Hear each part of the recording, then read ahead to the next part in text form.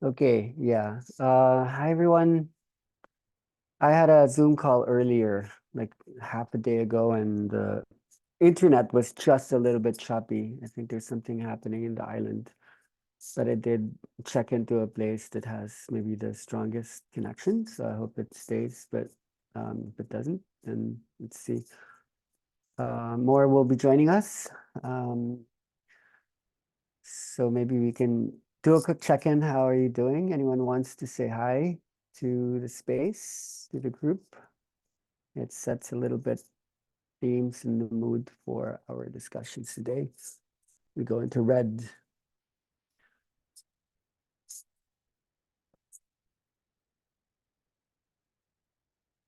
Uh, yeah, but yeah, nice to see everyone. Okay, I guess I could just start and then we can open up dialogue later to let you check in where you're at within the color or the theme. Um, so we're well on our way to towards the completion of a 1 year journey for some 6 months. And it's indescribable what it means to stretch out the dialogue this long, this far. Like we've spoken about everything, nothing, something.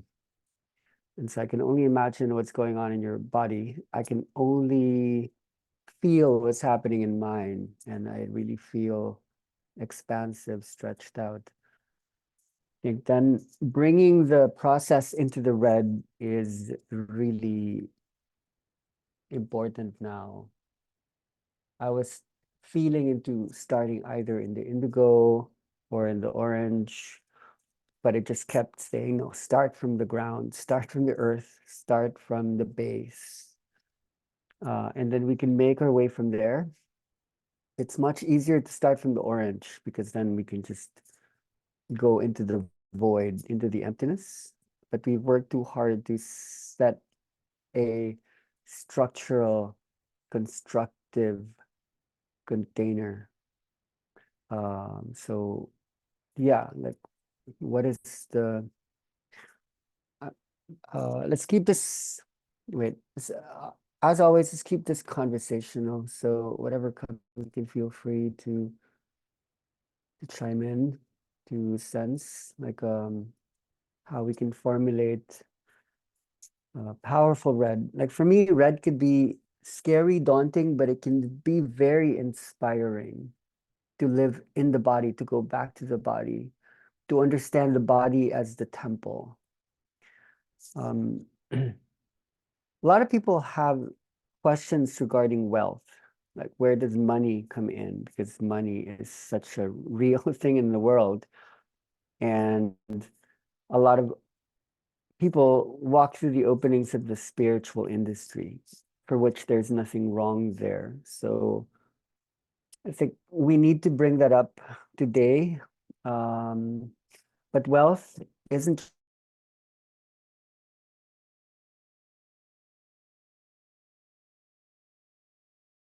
nature. So let's ask the question like, what is true wealth? Um, Principle for the red is less is more. Somehow, the less we do, the less happens in inner dance.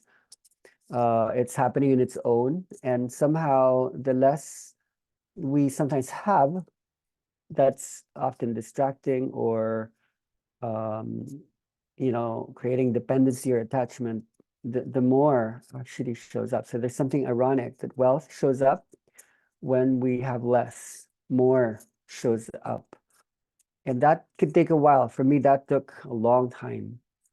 And I had to start really, really simple. And I had to really maintain myself in a humble, like the most humble space. I've been doing that since childhood. Like humble can be close to humbling is humiliating sometimes. So coming from experiences of, bullying and abuse, absorbing the toxicity of the world and then transforming that from inside. The red really shows up as a humbling experience. Like to really hold oneself in the body requires bare bones simplicity. And inner dance has deep roots in that. So I think we need to kind of hold a section of at least today or the other red call in what is sacred simplicity. That somehow the simpler you get, the more wealthy you are. I come from a background where I was, as a child, surrounded by wealth, like through relatives, through friends. I went to the most religious schools, but also my classmates were the scions of some of the richest people in the country. And yet there was this poverty, there was this poorness that was still there, even with the people who had unbelievable wealth. So there's something very interesting in that. I became like the poorest person I knew, monetarily speaking. I had nothing, and yet in that I found wealth. So I think we need to hold two possibilities of wealth. Um, in the West, so I'm losing my cursor again. Like in the West, when you talk about wealth, people normally think of abundance, where, I want more, I need to have more. And I know people, not just in the West, like places like Singapore, they already have quite a lot compared to most people in the Philippines, but they feel so insecure if they don't have savings or a retirement fund. So when I speak to the local Filipinos, like the villagers, originally they understood wealth through the concept of sufficiency. In Tagalog or Filipino, it's called sapat. Like I need to just have enough to allow me to live in the moment, to live day by day. I don't need too much. But lately, I have been noticing through exposure to technology, through media, through certain types of foods, things that they drink, and then new addictions like gaming and gambling. People don't want sapat. They want like they want to get rich. Like everyone wants to get rich already, even those who don't have. And yet I do know a lot of people come from wealth who are trying to live simple lives as well. So there's something topsy-turvy about this. And so where does inner dance fit in? Um, there could be philosophies here, but there could also be actual applications or practices or techniques within inner dance that we can apply slowly to communicate this um, notion that somehow um, everything you need is already like inside you. I think that's the message, isn't it? Like when the energy speaks, whether you use words or not, this is the message. Like you're so rich. You are amazing and everything you need is already inside you. You are worthy. You are you're powerful beyond belief. And you don't need to keep going outside to earn that which you already own. Right. So somehow a deep history backdrop could help this. We want to understand how inner dance actually brings us back to historicity of this type of wealth. Like how were we originally before this illusion that we need to accumulate in bank accounts and we need to live in big houses, need to have so many cars. And in my background, I grew up a spoiled brat. I didn't know how to make my own bed. I don't know how to clean my room. We had like four maids, sometimes five maids at the house. And it was like magic. I would leave the room, and when I come back there later on, the whole thing is finished. It's clean. So when I turned to the dirt, when I became like a pilgrim, a penniless pilgrim, when I gave up um attachments to the world, I actually had to learn how to conduct the basics. So when I was living like so close to the ground, I had to literally learn how to take care of myself, and there was so little in my body that knew how to do it. I was a spoiled brat. I would admit to you, I was a spoiled brat. Um, so it was hard. It was really painful to live alone like that, to find a way to source my own food, not be able to buy it, to like undergo so many deaths in my body, and then even after my solitary time in the island, then like learning to do that slowly. Back in the world, it was like growing up, such a growing up experience. So I have something weird in my body, and you're probably a lot more mature than me in terms of how you learn to take care of yourself really, really early on. I'm such a child in so many ways. I'm lucky to have a partner who's so independent and quite, she like Italy grew up very, very self-reliant, but I don't actually have that in my background, and maybe that's partly what energy had to teach me. Um, okay, but maybe it needs to happen that way. So, I guess let's ask today, like, how do we get out of this poverty? Isn't it strange that maybe the richest people are somehow the poorest? So maybe you should feel lucky if you're not so wealthy. Maybe there's like a wealthiness inside you that you can celebrate that's called freedom, like liberated, like you're not so bound, you're not so stuck or rigid. Um, okay, I have two or three pathways to explore the roots of poverty from the inner dance perspective. The more obvious was more or less where we, okay, wait, where we started in the inner dance community, like long time ago. The stories and the frameworks that were being shared were like sacred simplicity. I myself went through a strong, very, very strong journey of receiving messages from spirit as to uh, where to go, what to do, how to be. Um, some of these ideas could be described as, for one, the ascension process was something I embraced. The ascension process was speaking in relation to how we must raise the vibration of the body. And I was in communication with the beings light that were partially working with the mother archetype to bring some instructions as to where we are headed. Now, for me, the light beings are us. They're us dimensionally living in another plane of existence. We have made it. Somehow, we have gone beyond the tesseract, the hypercube, the fifth dimension, and we can speak to ourselves right here in the third dimension. That like we're heading towards us, like another version of us.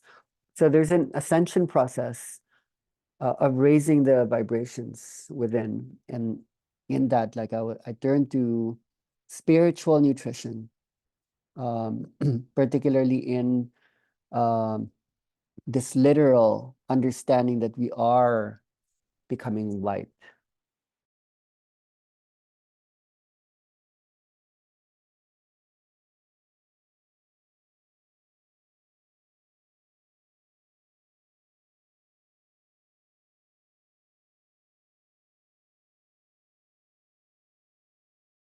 Them both. I think your digestive and your nervous system need to work hand in hand in terms of um, like digesting light.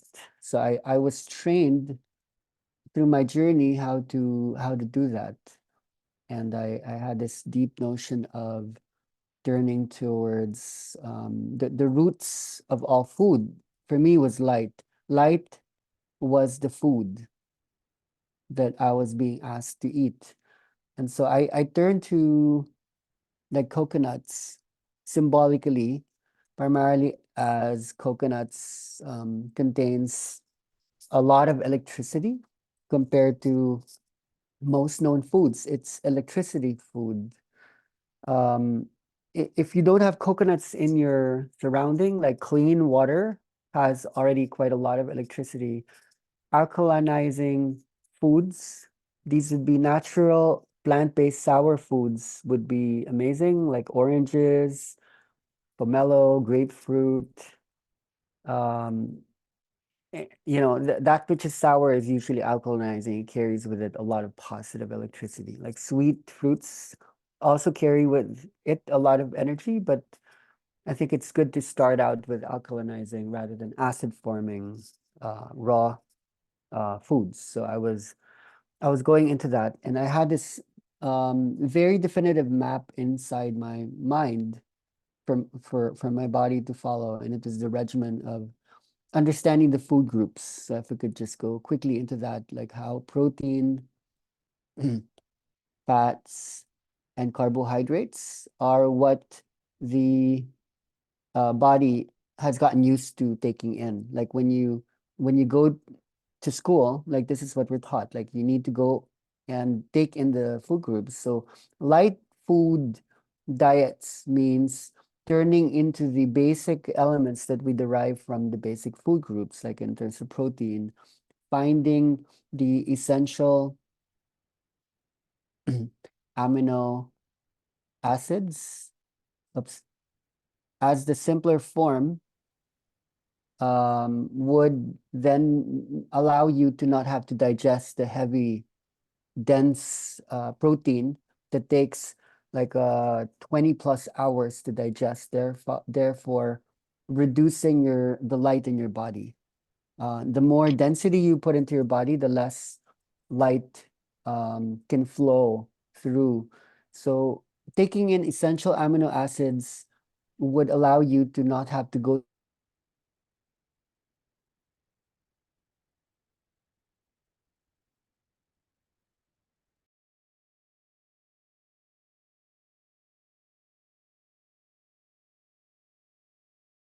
eat an orange, when you eat a nice apple, you get the essential amino acids so that when you're hungry, rather than trying to eat like a chicken or like a pig or a cow, just go straight to the essential amino acids and you'll get what you were going to get anyway from just eat a vegetable, just eat a fruit, drink some water, and then you will receive the light based on the simplicity that already gives. So it's the same with fats, simple fatty acids. The basic fruits and vegetables already contain that. So rather than spending 30 plus hours to digest fats, you can just go straight into metabolism. It takes only 15 minutes to digest essential amino acids and simple fatty acids. And so the time needed, let's say 20, maybe 26 hours to digest chicken, beef, or pork, maybe 15 to 16 hours to digest. No, sorry, we're talking about fats here. We're not talking about carbohydrates. Fats would be about, let's say, 36 hours to digest. Sorry, I said pork and protein, like it would be found more here. It takes a long time, like so much life force energy to digest the food. Just go straight into simple fatty acids and then it takes 15 minutes and then you can just evolve and go straight into um, your your your pilgrimage, like healing your body, strengthening your body, becoming strong, becoming wise. Carbohydrates takes about 16 hours to fully I am digest. sorry, we're not seeing your screen. I'm so sorry. Okay, so I need to stop sharing. Yeah, sorry. You should have said that earlier as well, so that you're not seeing me drawing. I Okay, was so seeing it, but I'm ah, seeing it. okay, so Yeah, sorry. me too. Okay, so check your computer, Val. Carbohydrates would be digested into simple sugars. I'm not sure if I talked about this before, but this would be useful for when you are holding space for other people. When you're not just talking about energy, but like light in the body, this would be useful. So fructose and glucose would be what your body needs. It doesn't need the carbs. What it needs is the fructose and glucose, and takes 15 minutes to digest fructose and glucose. So this is what I was perceiving when I lived in the island. This is why I lived alone. It's because I wanted to experiment with living in light, and inner dance was the effect of it. I did not attend a workshop. I didn't go to a training. Simply living in light brought my body into the consciousness of inner dance.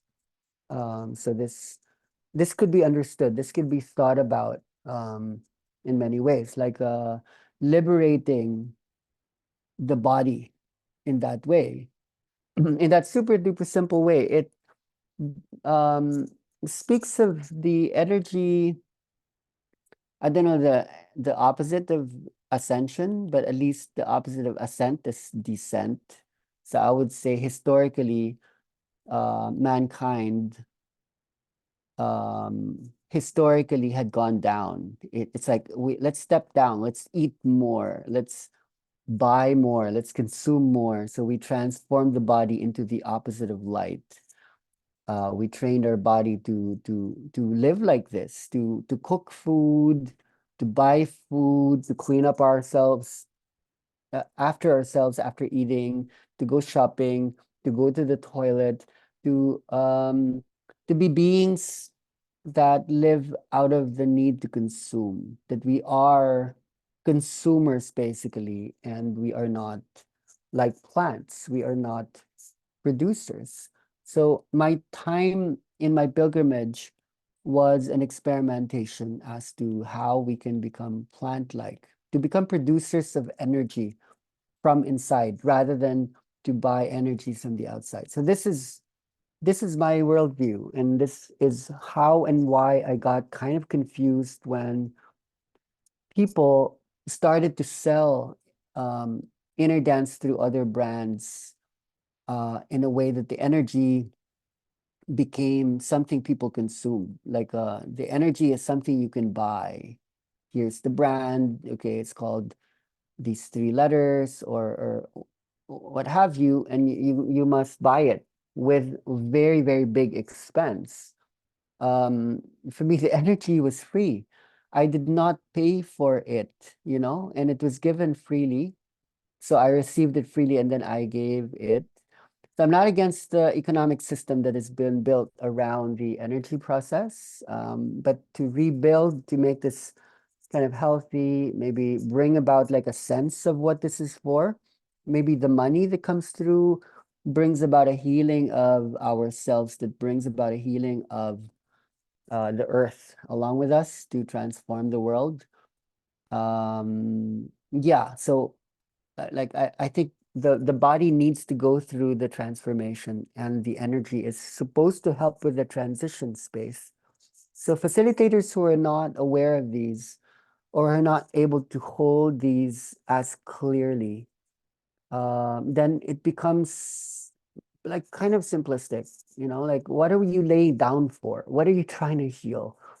What are you trying to repeat as opposed to where is this headed? Like, what is it for? Considering what's happening in the weather, strong typhoons, we just got hit in Maya. Our car is in the shop because it totally got smashed by the like parts of the tree that just kept falling on it. So many homes got destroyed in Palawan. It's not even a strong storm, and I've been reading about the strong storms happening in Europe, in the Middle East, and that's because of this whole history of energy consumption. In Americas, I'm sure like you're getting hit as well. We need to go back to simplicity where we are able to live simple. And in your own small way, if you're able to contribute to this, you're healing the planet. Really, like you're helping all the beings on the planet, including the plant beings, the animal beings, to go back to nature. And there's something in the human that just really got hungry. We're so hungry, we're so in need, we're so desperate. and I don't want the energy process to bring about an even greater addiction and greater desperation. Let's go to the roots. Yeah, let's go to the roots of this. So that's one way, going into spiritual nutrition as first thing. What would be like another? Okay, so I was being spoken to by spirit, and as I told you, I was a brat. I was a Manila brat. If you know Manila lifestyle, well, if you know Filipinos around the world, we are very much in the services industry in Europe, in the US, all over the world, like in Singapore. The Filipinos are like the helpers, the maids, the janitors, the nurses. So we're always taking care of other people, like the caregivers. And if you belong to a certain, let's say, upper middle class or somewhat, then you have like a lot of maids, because it used to cost us to have someone working for you like 24/7, 7 days a week. It's not a lot. It's like half of $100, and that's how it used to be when I was growing up. And so it's very easy to find help because you are giving work and people are wanting to belong to an extended family system like that. So coming from my brattiness, my brat means weak for me. It's a form of weakness. I basically had to undergo kind of peaceful warriorship. I don't know if you've read a book by Dan Millman. That's a very, very inspiring book. It brings up the raw food practice. It brings up as well like the need to strengthen oneself. So I had to take my bratty, super reliant, like I just want everyone to do things for me. I don't want to do it. I'm so weak. I'm so reliant. I had to literally train my body. So that's one of the reasons why I lived alone. Um, this is supposed to be an island, by the way. That's why I lived alone, because I had to learn to become self-reliant. And where this might apply to you, I know you're not a brat because you probably grew up self-reliant. So this word doesn't apply. But there is some kind of reliance probably still happening with the medical industry, the government, the whatever you consume, whenever you need energy and the energy is going to come from outside, there is some form of reliance there.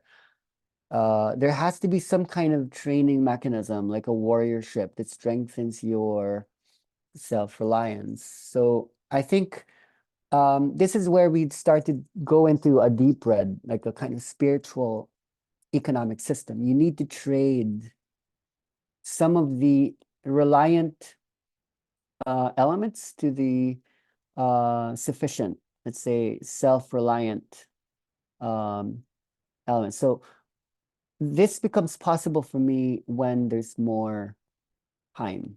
I do believe that a lot of our consumerism is based upon the illusion of the linearity of time. That I'm poor because I don't have enough time and I need to run against the clock and I'm busy. So reliance becomes easier. But when you create space for yourself, what you buy is time. And when you have more time, you basically can trade what you're putting in hours. Let's say, okay, I spent hours on Instagram, on Facebook.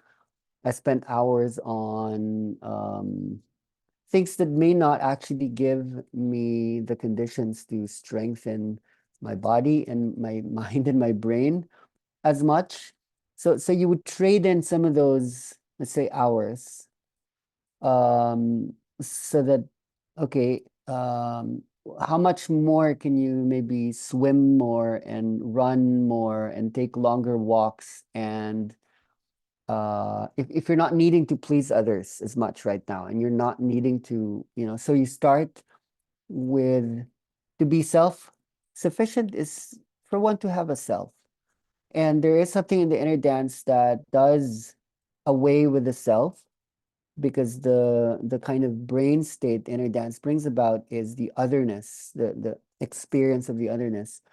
So we will still talk about the concept of boundaries and borders, um, like here today, and see where that is. That for me is maybe a third aspect that I would like to look at. So I think the warriorship, the strengthening, the training process is key. I would like you to come away from this 12-month or 6-month journey with a little bit of the masculine energy, not just the divine feminine, but to work with your masculine to stretch your body more, to spend more time outside, getting strong. And I cannot tell you how much I was doing this. In fact, like if inner dance is built upon a strong foundationalism on surrender and strengthening, before I experienced my first inner dance, that was all about warriorship. I really had to fight my own fears. I really had to exercise and stretch my body and, yeah, like go into the ascension work to keep purging all the heaviness in my body. There had to be a transformation, a conversion of density into light. So you need to, it's still a kind of business. You need to trade. I would literally put this in my notebooks, like, okay, what can I give up? Okay, I'm putting so much hours in this. What can I give up? That's from my lower self. What would my higher self rather be doing? And can they trade? Can they trade those minutes, those hours? So I've been doing that for a while, and now I feel that I am enough self-sufficient that I can serve others to come into their own self-sufficiency, because I've been able to strengthen. Okay, so I think that's like a second aspect. Like a third aspect to bring about in the red would have to do with okay, the roots of, let's say, what are the roots of need? And for me, to get out of need would be to enter the garden, right? That's what we left to those who are holding a Christian storification in their body. Like Eden, we were expelled from Eden, from paradise, and now we live in need. So in order to go back to Eden, in order to liberate ourselves from hunger, we need to look at the roots. And there are structural roots just as much as there are figurative roots, like abstract roots, but the roots are actually very, very concrete in our systems. And the inner dance process really does bring us back to Eden structurally. And all these studies around the neurological, it would be the neurological meeting the linguistic, meeting as well the roots of not just language, but the economic system. The, many of these systems, they emerge together at the same time. So, okay, let's be structural and functional here. We want to study language. There's something about language that binds us, that holds us here. And because inner dance momentarily shuts down the language process. Okay, we've studied enough what happens to the Broca's area, the Wernicke's area. We've studied enough what happens when you send so much electricity through the corpus callosum. Language shuts down, and then we are liberated, because there's something about language that holds boundaries and placeholders that tends to limit the infinite, so that we can define and create definitive, the definite, the finite, the limited in our experience. There's something about the money system, and remember, metaphorically, time is money. So we basically invented the financial system with the language system. They're bound by the same structure if you look deep enough. And something else that happened alongside these would be agriculture. Agriculture or the creation of, let's say, nation states.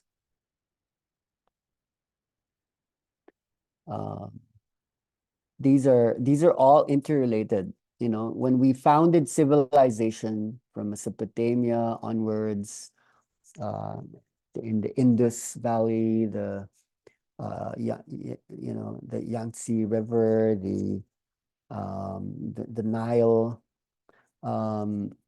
language, trade, and agriculture were now coming about, coming from, let's say, the Paleolithic hunter-gathering tribe system. We moved into a collective society that's able to organize more people within larger borders. So what makes these all similar? What allows all these to, in fact, be the same technology? All of these three work with a system called place holding. Okay, we learn to hold in place what was initially space. So holding space does kind of make sense to go back to the space. And in truth, what holds the space is the space itself, never the placeholder. In fact, when you're space holding in that intentional egoic process, you are place holding. The true space holding is to allow the space itself to be that which is holding. No, you're not holding the space is holding itself using you as a medium. So money works with place holding, for example, like, right? Let's say this is money. I don't know how to draw money. Let's say these are coins. Then you can trade. Like, money is a placeholder for whatever you value. It could be, let's say, I value a coconut, or I value like something like that. So let's say you incarnate it into the world and say, okay, I want a coconut, but what I have are too many cars. Let's say I have too many cars. What I want are, let's say, 50 coconuts to one car. I don't know what kind of universe would trade that sort of thing. Maybe 50 coconuts is more valuable than a car. But they're probably the same. They start with the same letter, the car and coconut, cocoa car. So let's say what you're trading is value. So instead of like talking to someone and saying, okay, a car is probably like, no, it's 100 coconuts or 200 coconuts. The society, this is the city system, the cosmopolitan system, created a way in which there's equilibrium within value systems, value units anyway. Like there would be correspondence between like people, and then later between countries, that, let's say, this many yen would equal this many Canadian dollars, Australian dollars, US dollars, Philippine peso, and so on and so forth. That becomes possible through place holding. So money holds in place the value system, and that's why we're attracted to money, because it holds like values, like many values in place. So that just accessing money means you can access many things valuable that it allows you. There probably are things money cannot buy, but for many, money can buy everything, like absolutely anything.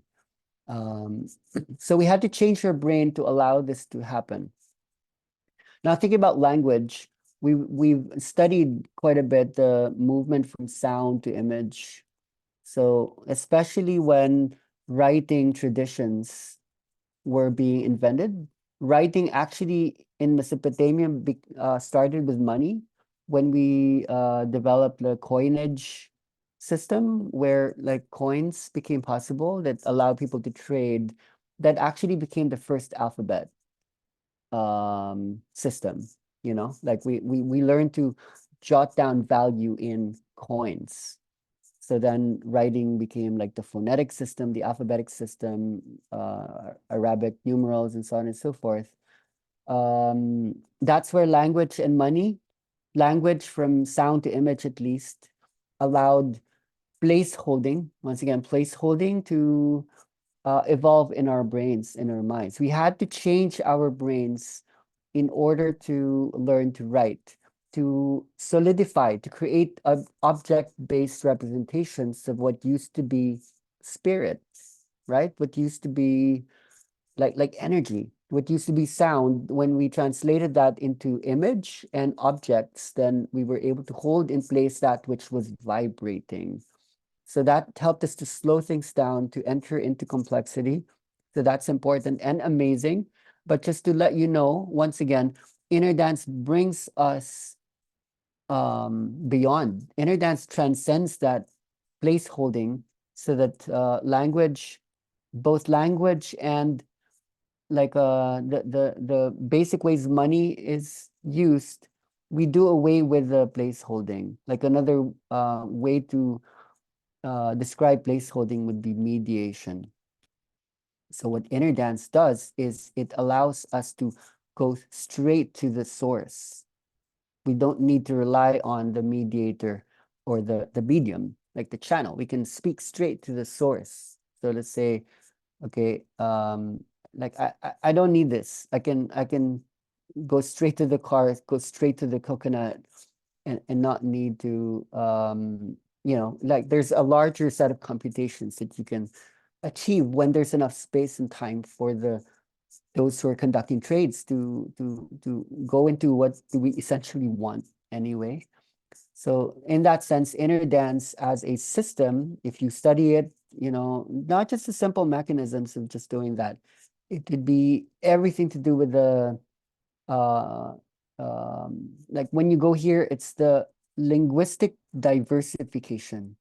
To go back to the proto manifestations of language, the origins of language, which would be the baby alien brain, the possible quadrillion connections that exist within the brain. When you apply that to money, then the valuation process that takes place in the inner dance is not limited by the place holding activity. It starts to just explode into all these possibilities, these creativities, and that would be experienced as power, like in the body.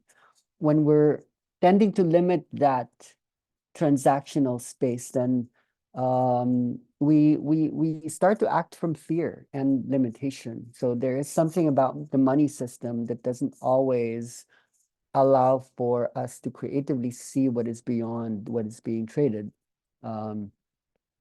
Transactions are too direct in many ways. They're too transactional and intentional. Like normally, like we tend to only trade when we have a benefit that comes from the other, whatever that means. But when we start to work with the universe, with God, goddess, with spirit, you don't just get a car. You would probably get like a lot more. You could get maybe a spaceship. You could get like a waterfall. You can get a big hug. Maybe that's all you need, like a big hug. Because you're not like working from focus. Were you to study REM states, what happens in REM states is the association processes happening in the brain is weak. So when you're totally focused, let's say when you're in wake states, you're basically focused. You have a one-to-one relationship between, let's say, apple, let's say the apple and red. Where REM state brings about wealth is apple could translate to things that are not related to apple. Let's say Batman. How do you Batman logo? It could be like uh, like anything that's not Apple. It's like all these concepts, like Santa Claus, and I wouldn't say Santa Claus. It's just still red, so there's still some association happening there. Let's say, I don't know, like I can't even escape it. I'm thinking of a fire truck because I'm awake and I'm not working from my REM state. So when they wake up, people, when they're in the REM state, the mind starts to make weak associations, meaning the things that come up are very unassociated because you're not limiting the connections. So people who are able to access this, they can do maths, they can do art, they can invent things, they can be creative in a way that they're able to see beyond the one-to-one correspondences. They're able to see the mandala of connections that are unlikely, and that's usually where solutions to hard problems are hiding, you know? So the money system, somehow with the need for agenda, for outcome, the need to earn for companies and so on and so forth, it basically helped in the limiting of the brain and the shutting down of REM state consciousness that used to be much, much more prevalent in small children and early man.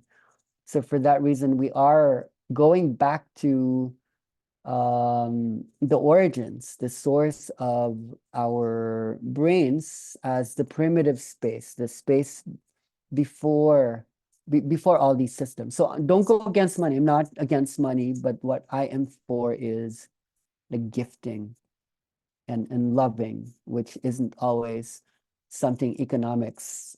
Economics isn't about gifting. It's like, why would I give it to you if I'm not earning anything from that? Because I don't have enough time. I need to get something for everything that I give. When you don't work with one-to-one correlations between the giver and the receiver, you would definitely receive a lot more. You would definitely receive a lot more. So when you are trained by others, and you're forced into one-to-one correspondences. Okay, you need to charge this much because you're giving this value. It is true the energy is valuable, but you might cross out possible benefits that's already on its way to you because you're not coming from this spirit. So charge whatever you want, but don't lose the gifting spirit. Um, okay, so agriculture, and let's add something. Stop doing that. Let's add something interesting that might like be come from this term. It's called culture. There's something about culture that deals with place holding, and this might speak to you depending on where you're coming from, either your ancestry or your current geographical location, your nationality, or what languages you hold in your system, because there are differences in languages that help to structure the mind. That's something we would cover more in the green. We are in the red right now, which is relatable to the green, but we don't go too deep into that. But let's look at the red within the green. Um, so culture, uh, anthropologically speaking, I would turn us into the um, the understandings that come about from spiritual anthropology. There are shame cultures, there are guilt cultures, and then there might be blame, even blame cultures. Um, so shame cultures tend to be the more collective, and guilt cultures would be that, no, blame cultures would be that which is more, blame is guilt. It's called as fear.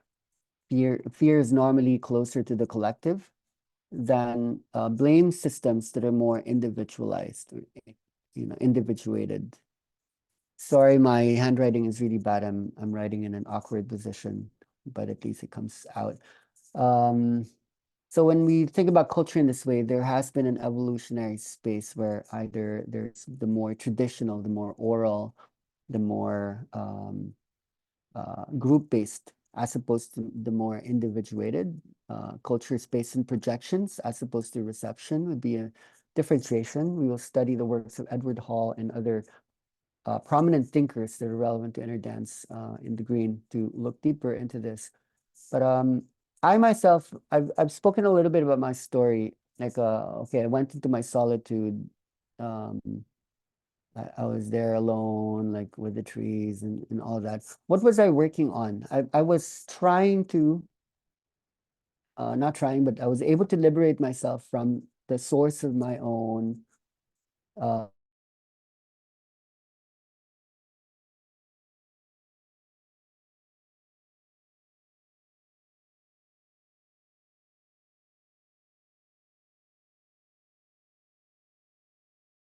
Okay, so to directly translate that, it means debt from inside.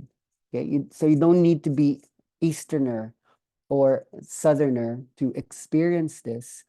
To translate this, it would mean obligation, or better yet, like indebtedness, which is like I owe. Okay, so this could belong from a cultural perspective, a religious teaching, or more like a religious dogma, or it could belong within a family system, right? Like I gave you life and you owe me. That could be both God or parents. That could be nation state, that you were born here, you are indebted to the whatever benefits you get from being here, but you need to give back. So there's a natural system in my culture that is common to the Chinese, the Koreans, the Japanese, where you are always owing something to the ancestors, to the elders, to the parents, to people outside. And it's very, very high context. There's a high sensitivity. So that when I lived alone, I wanted to free myself from indebtedness, Um, for me, like utang na loob or indebtedness was this experience of being bound by the beliefs of others, bound by the judgments of others. And I was trained as a child to always give more to that than to myself, to always believe that what others say is important and what I believe is not valuable at all. Like the individuation is not present or important, and it was always about the collective society. So for those who are watching, let's say, movies like the series Shogun, which is, I don't know if it's in Netflix or in Amazon or something, but studying the Japanese culture really reveals a kind of collectivism that is so different from America or from Germany. So when this is studied a long time ago, after the World War, Germany and Japan were prominent in that. Um, People sought to understand what was in the Japanese that they were able to do that. The Americans found that very, very important to heal this sense of separation, woundedness, and differentiation. And what was revealed in the anthropology is that there's a big difference between shame, fear, and blame cultures. Um, so I belong to a collective shame culture. That's partly religious, it's partly family dynamics, and it has to do with how power is placed upon the individual from the outside. So I felt bound. So I ironically had to create a boundary around myself. So I wasn't so bound. It's so weird, right? I had to cut these bounds or boundedness that were placed upon me so that I could become like boundless. That was my process. Like I wanted to be free. I didn't want to be trapped or imprisoned by the limitations and the illusions others had. Even if they're not saying it, like energetically, if it's being held as truth outside of me and it has influence over me, I needed to cut that free. And upon doing that, um, an inner dance like came about. So when you do ask then people to come into that space, that's what you bring them into, like self-reliant. Like you construct a strong and healthy bubble, like a safe space, like a boundary so people can be themselves. And this may as well be like the womb or the tomb or the home. This is like the Om, right? That's what we're doing. That's the whole point.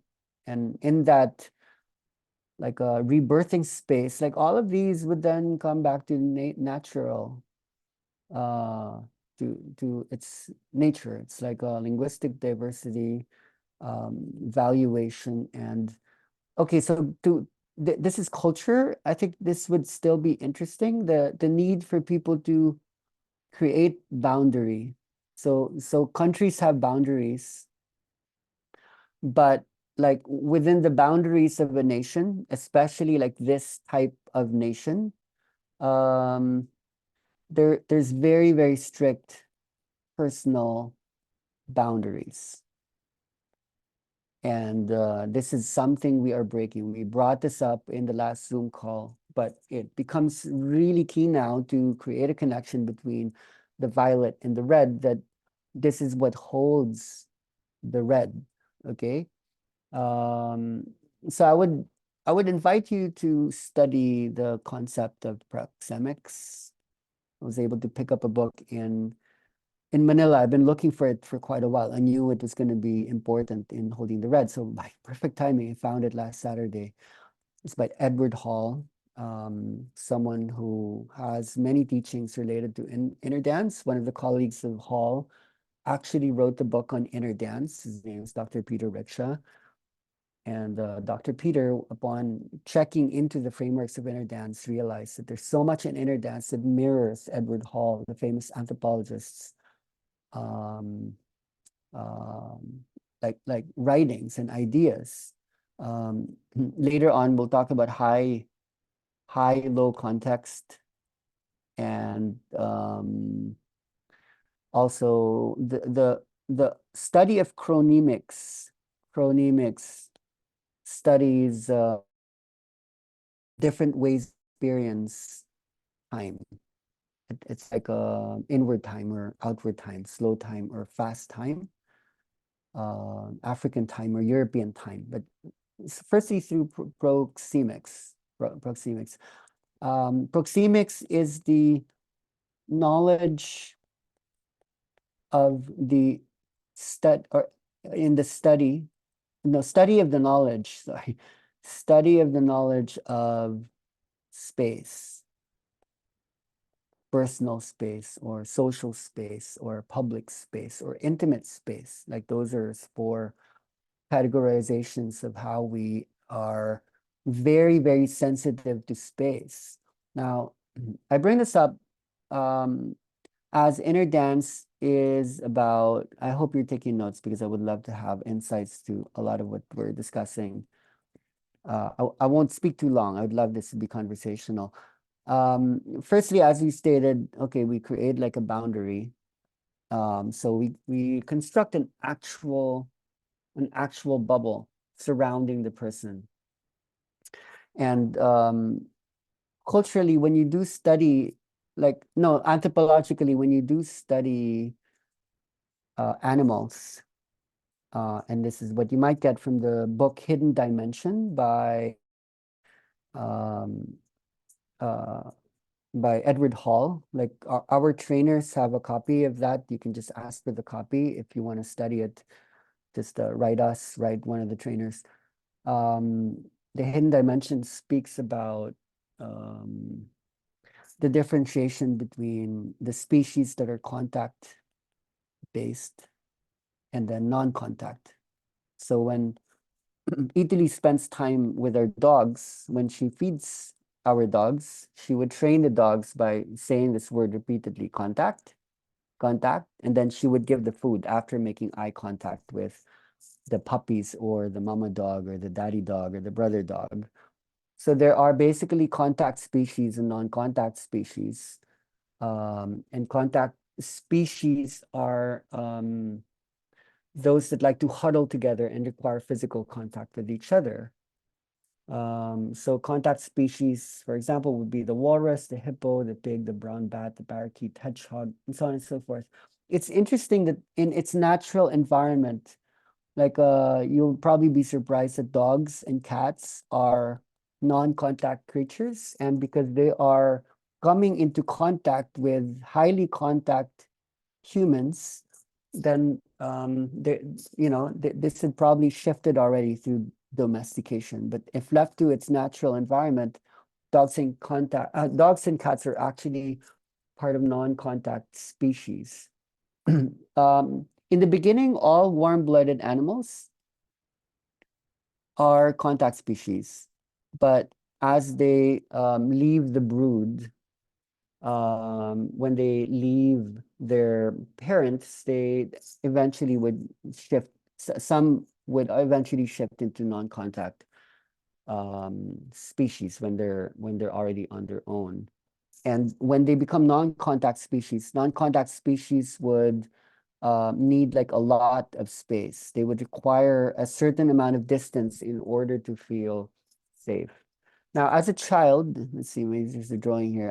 When my mom gave birth to me, I was only 8 months in the womb. She gave birth to me in a strong storm, so I came early. I came out early, and 8 months is not a safe figure. Actually, to be born 7 months is a lot safer than 8 months. So I was stuck inside an incubator for a whole month without any physical contact. And my mom later accorded that because of my incubation period, my 1 month incubation period, where no one was allowed to touch me, it made me one of the most independent creatures she's ever met. You know, so when I came to inner dance, um, let's say, okay, this is me as a species, as a child. You know, inner dance actually helped me to move here so that when I was younger, it's like I don't like people touching me. I don't like being around people. I don't like touching other people. And then when I moved into an inner dance space, I became a severely contact-based person. That was in the early years, and now I am moving back into not needing to touch people so much. So I'm interested in this, but I was really interested in this as well. So I think a lot of us are moving back and forth because there are like boons to being non-contact. There are moments where we create self-reliance. For me, that's like where was that? Like here. That's for me like symbolic of okay, don't come near me. I'm working something out. And then here, no. So yeah, when you go into the practice, it's very, very contact based. But interestingly enough, the kind of contact we learn to bring about is non-contact. It's learning to allow someone to be in their own like womb space. So I think that's already quite interesting. Um, I think the social scientist who studied the concept of distance is space. Like distance was his exact word was this man named Heidegger. I don't know his first name. I need to look it up in time for the next call.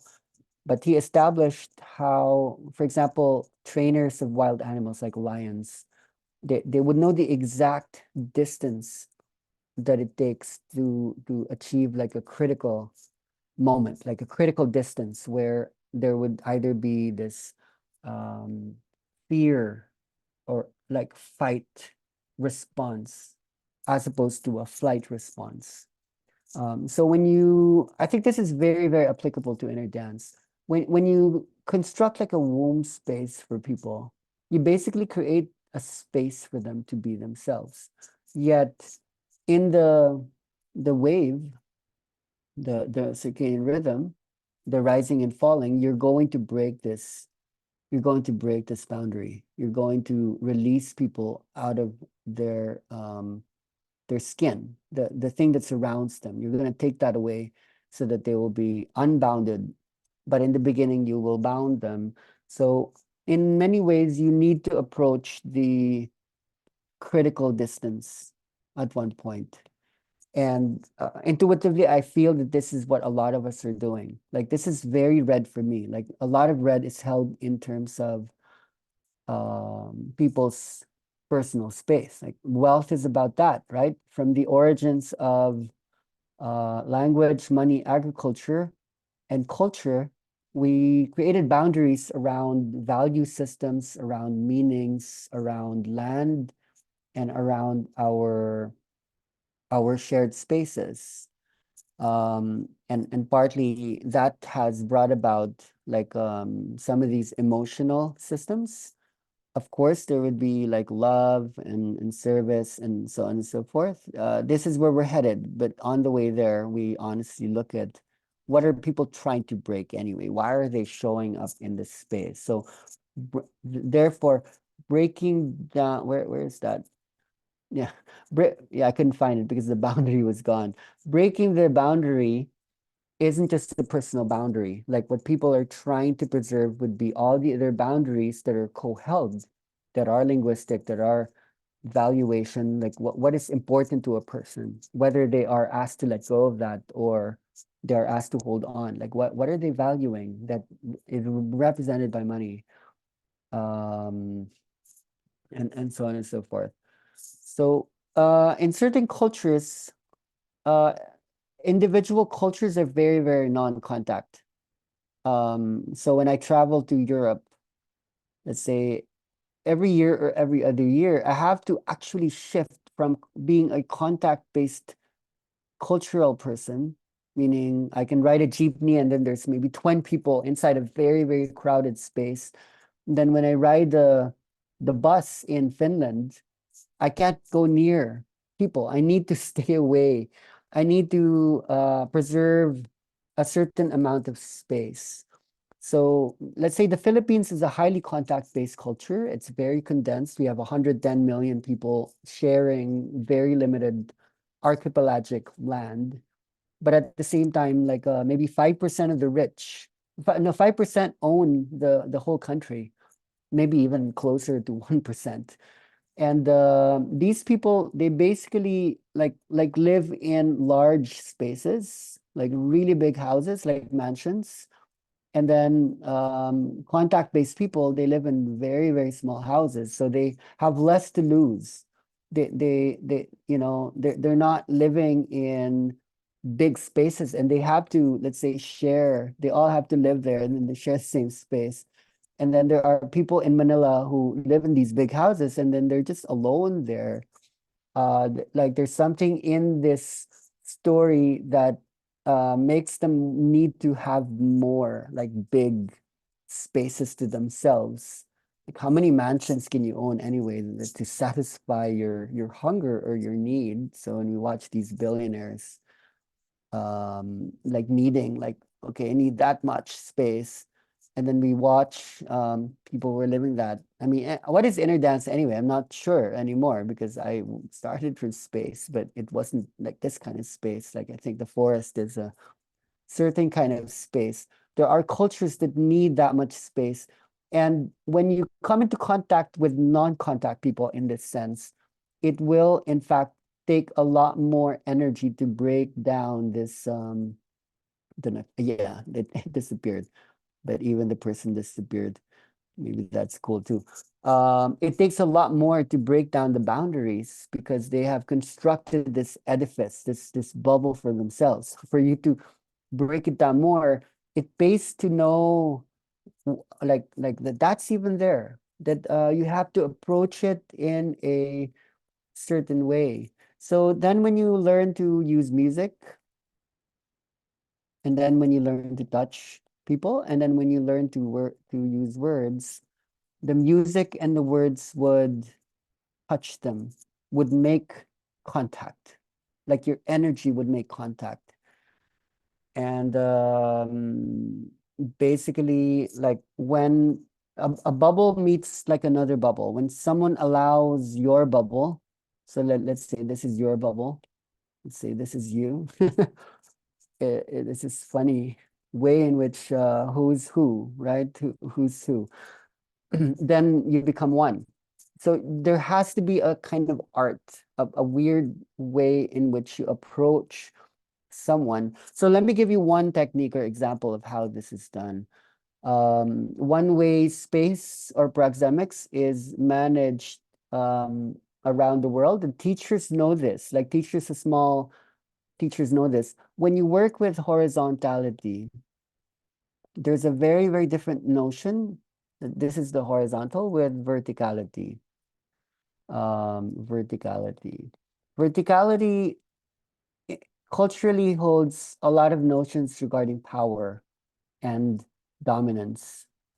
Oh, sorry, that's not vertical, is it? Dominance. Verticality would be this. So let's say as a teacher, if you wanted to connect with your students, you basically have to go down. If you are like coming from up here, you need to go down, which allows the small child to rise up because there's this dynamic of being met that has directionality in it.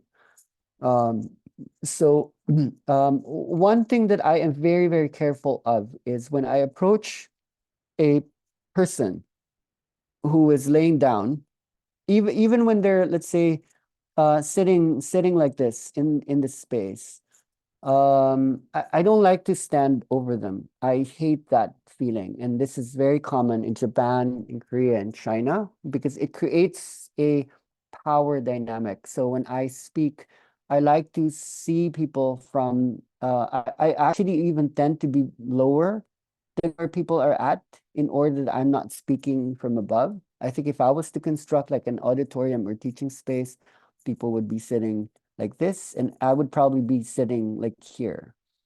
Um, whatever, I can't draw. So it would be the same from a healing space environment. You don't create a throne, you don't create that verticality. You work from a horizontality. So one like mistake, like I do see, it like let's say working with speaker systems. Say that this is a let's say this is like a speaker, and like I can move the speaker like here, or like here. Those are different spaces. If I float the speaker, let's say like above the person, that already works with verticality. And in a way, that doesn't work because when the person is laying down, they're actually able to listen to the sound through the entire floor. So when you try to float the speaker above the body, then they're not like horizontalizing the listening field. So it might be more interesting to just put the speaker here on the floor, and it would be the same as when you're working on another person. Let's say if you stand over the person, there are people who sit on people, stand on people. In some ways that's okay because it teaches like not that this one, it teaches the person to surrender when that is the point. Like they're not surrendering, they're also trying to dominate, they're trying to achieve dominance over another. Then in some moments it might be okay to work within a proxemics of verticality in order to allow people to experience the act of surrendering to another. But if that becomes repetitive and that becomes habituated, then people will people will then give that transform that surrender into subjugation. They would be subjugated. They would be bound by the healer in the long term. They would be, yeah, bound. They would be imprisoned by the hierarchical system that we are constructing. So there needs to be a shift. When I traditionally, like over the years, when I approach people, like I would approach them horizontally, like, oh, stop doing those. I would approach them like horizontally. I would approach them either I would crawl, I would, let's say, crawl, or I would keep myself low. One of the things that I hate is when you're starting a process, let's say you're starting a journey and you're walking around the room, I don't really appreciate like them seeing me from their lower space and I'm walking around. I would need to wait until everyone's eyes are closed and then I can begin to do that. So what I don't like the most is when let's say there's a lot of people laying down, and there are many facilitators as well who would be, let's say, standing up. When there is a lot of people who are walking around the space, shuffling their feet around, and it doesn't actually help a lot of people feel safe because there are people who are subjugating them. There's a dominance effect there. So like I would try to ask like people, okay, sit down, like first, like go to the corner, don't be seen, don't, just leave them alone, let them safely hold themselves within the bubble, and then slowly make your way to the person, but keep yourself low. Don't don't heighten yourself, because that would what does that do? Like what does that verticality do? Um, it basically would trigger the critical space. That critical distance would elicit unconsciously, subconsciously, or maybe even consciously the fight or the flight response. And this would answer some of the questions as to why are some people not able to go deep. It's because they don't feel yet that they're able to surrender. And it's because of some of these really, really basic conditions that there's too much dominance still. The old story, the hierarchical, patriarchal, religious, messianic savior mentality that someone above you is going to take care of you who's coming from below. So this simple technique will go very, very far. Um, okay, so what you are trying to elicit in the beginning is the trust response. So for that, you're working low, but slowly you will be tasked to elicit the fight response, or fight or flight response. Okay, think of animals, because the fight and flight responses of people aren't so obvious, but they are there. And when you do work with animals, or let's say when you encounter an animal, there is an exact distance where the let's say in the beginning, if you're still far, let's say you're 10 meters away from a dog, the dog still might have a chance to not feel cornered and would just like try to run away if you're not impinging on its territory. The closer you go to the dog's house, depending on how much space it's trying to guard, how much territoriality it's holding, the fight or flight response would be based on that. Some of that is based on the humans that are taking care of the dog so that the dog can take care of them. How much fear is in that house? So the closer you go, you will pass a critical distance. It could be, let's say you're now here, you're close, you're too close, then the dog or the lion feels cornered, and then it's going to fight back. So these are useful things to know. If you there's a big difference between the flight and the fight response. Like in a healing environment, the fight response is quite useful. That's when the sympathetic nervous system goes into some intense processing in terms of emotion or expression or body movements. The flight response is also the freeze response. And what makes this healing is when you have enough of the trust response to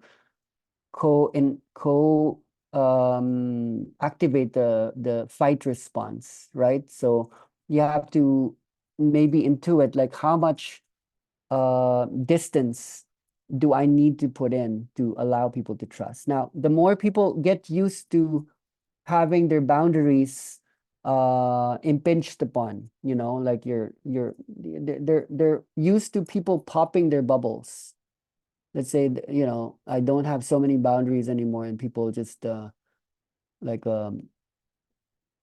wait, I started with the bubble, so I can't take away the bubble. So I need to make the bubble last. If they went to so many different sessions, either with you or other people, they're now used to um, this bubble going on and off, on and off. It doesn't take that much time anymore then to take away the sense of boundary or the sense of space. So if that's the case, that means the trust levels are heightened. So that allows you to, in fact, create proximity. That, okay, from 2 meters, then you can make your way to 2 meters or 1 meter. There's no S. And then you can move from, let's say, the farther away, this is public space. This is maybe social space, and then this is personal space, and then maybe 1 inch could be called like intimate space. And you need to be careful about this.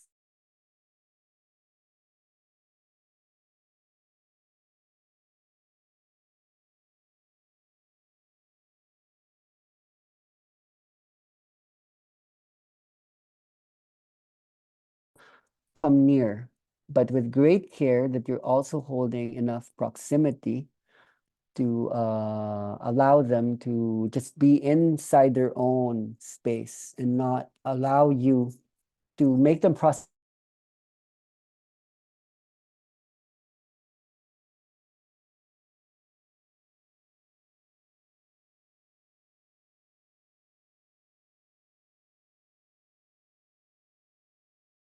to think about, like in the red. Pai, Yes. can you repeat from when Ah. you started intimate space, because you got cut twice? Okay. Yeah, so I was speaking about like the intimate space is important for those who lack self-love, self-esteem, self-intimacy. But at the same time, if you are creating that intimate connection so that they can feel you rather than feel themselves, then I think that's another kind of intimacy. And then they feel themselves less if they feel you too much. So there still needs to be like great distance, even though you come close. So maybe the closeness doesn't need to be sustained like so much. So yeah, I think it's important to understand what is the house, what is the home people live in? What kind of house do you live in? Is it like this mansion house that protects yourself from like in a fearful manner, like I need so much distance. This house is going to undergo like transformations, or it's going to be humbled. Like I don't need like that big a house. Like my house is more like the forest, the earth unto itself, which is not needing the walls. You break down like this one, you break this down, you take this away, take this away. Okay, so I think this is enough to have a conversation. I had fun working on the outline for this. I thought that this would really help us to consider the red space in inner dance, and I wanted to speak in ways that I haven't spoken before regarding the sustainability, self-sustainability dimension. Yes, I'm interested in your notes if you have any, or if this helps you think about the inner dance in like curious, interesting ways. Um, don't be shy.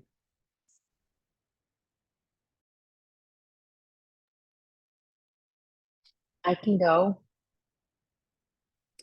So, hi everyone. Thank you, Pi, for this lesson. For me, this class could not be like more perfect. You hit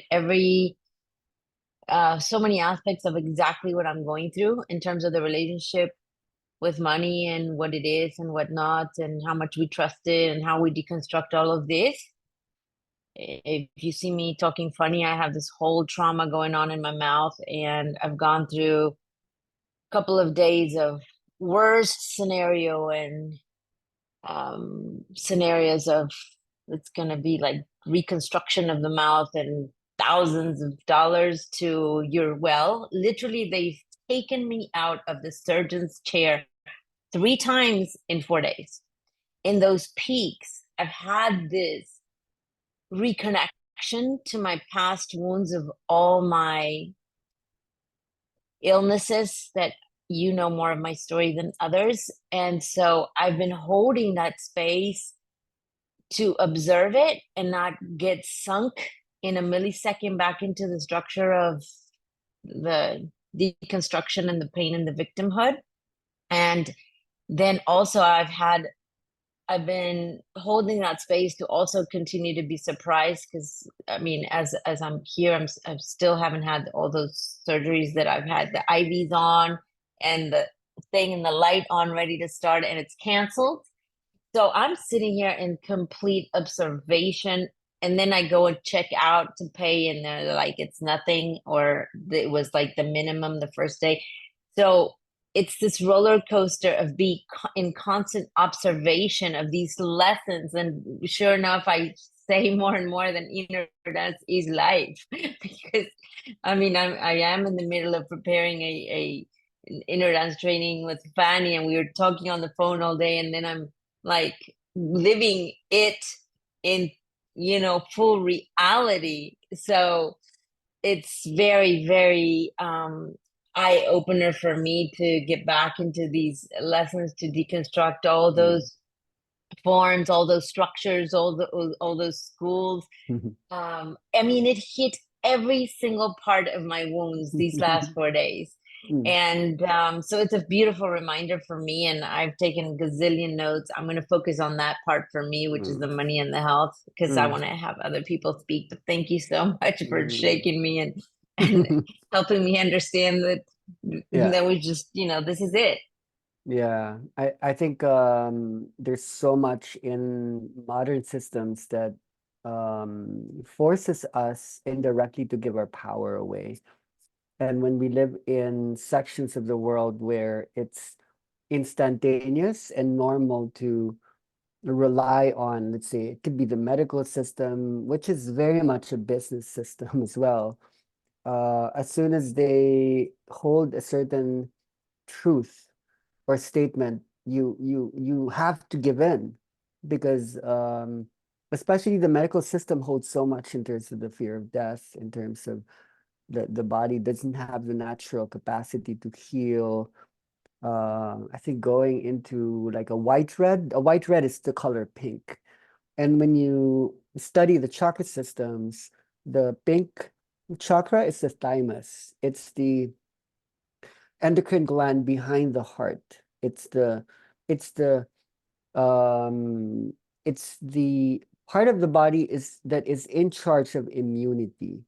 And I think when you drop into these red fear, a lot of which is related to money and wealth and the body, you lose your pink, you lose your love, and you lose your immunity. So naturally our metabolism, our immunity levels go down, and we lose health. So it's some kind of weird wheel, or like hamster wheel, or serpent eating its own tail.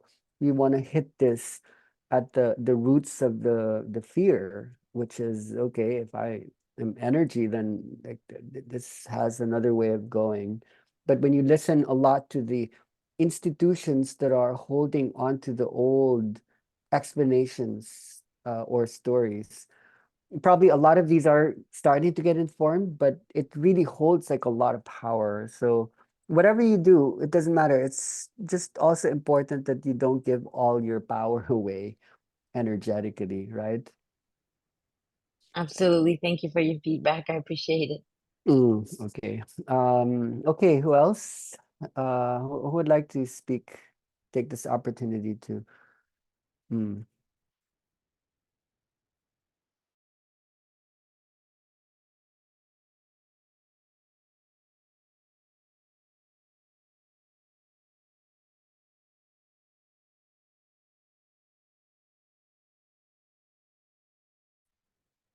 Processes lately. Hi, Ahlan speaking Yes. here. Okay, go. Hi. Yeah, I'm right now in Quebec, Montreal, in Canada, and it's really interesting place to be in. There's this English-speaking people and French-speaking people, and so we have when I listen to you, what you have explained about their contact, it's very, very interesting because they come together at one place.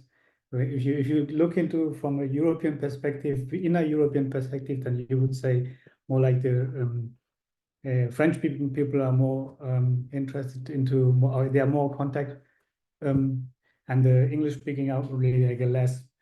And if I look at my personal journey, I mean, I was born in Sri Lanka and I grew up there, and all my development, like let's say the cognitive, emotional development, physical development in the childhood was in Sri Lanka. And then once I created kind of abstract logical thinking, kind of started to think about that, I moved to Germany, and Germany is the other country you mentioned about in the sense.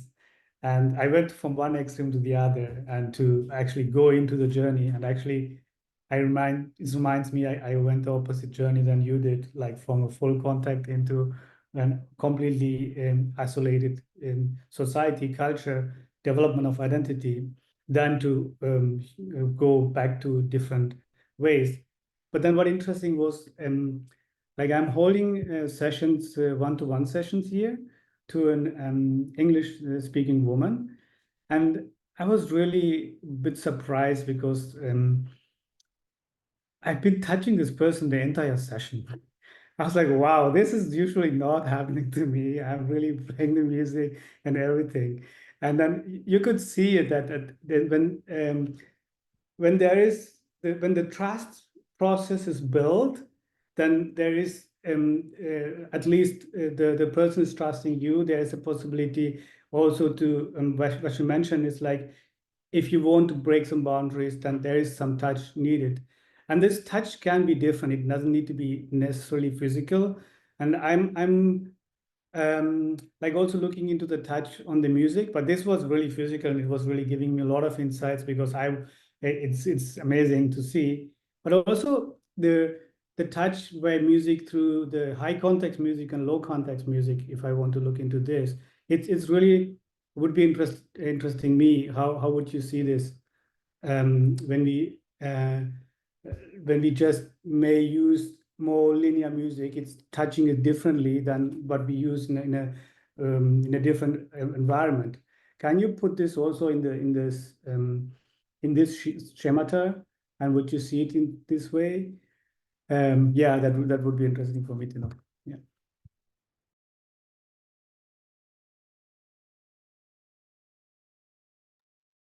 I think, is it me or no? It's Pi. We lost Pi for a moment. Yeah, Pi. Yeah. He's back. Yeah. He's back. Just keep continuing because the internet here is bad, but just help me hold this space continuously and I can watch the recording. But what you said was really complimentary. This is real. I think this is super real, and this should be quite interesting for all of us. Okay, who else would like to bring up a reddish thing? I would just like to say that I'm in Montreal too. I'm in Montreal too, so maybe we can go for a coffee with Fanny. I met Mm. with her 2 months ago. It was great. She's not Wonderful. listening. Yes. Yes. Yes, you are. Okay. Yes. Yeah. Hey, salut. Great.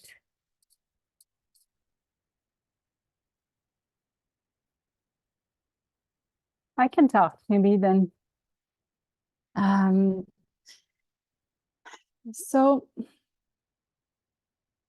what I can share is I've been experiencing a shift in my sessions, and it's been a bit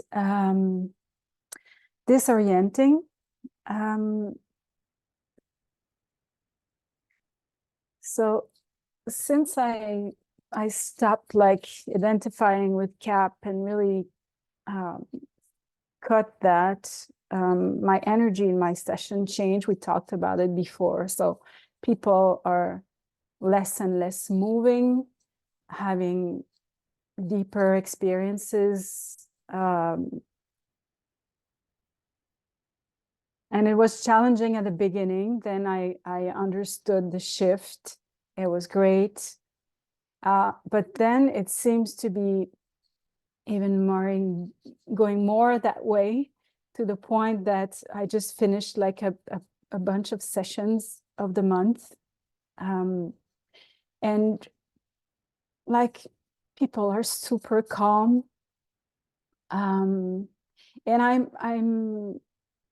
but they have deep experiences, but I feel like I'm just being there. I feel like an imposter, like I'm there going from one person to another, doing some light touch and leaving them in their experience. And I found myself in the middle of a session asking myself, what am I doing? Like why am I charging these people? I'm just there and being present, and but they're there and they enjoy the experience. They go deep, they report super interesting things and shifts. So I'm glad I'm there, but I really found myself in the like 2-3 last sessions feeling like, what am I doing here? And it's kind of disorienting. It's I don't know to say.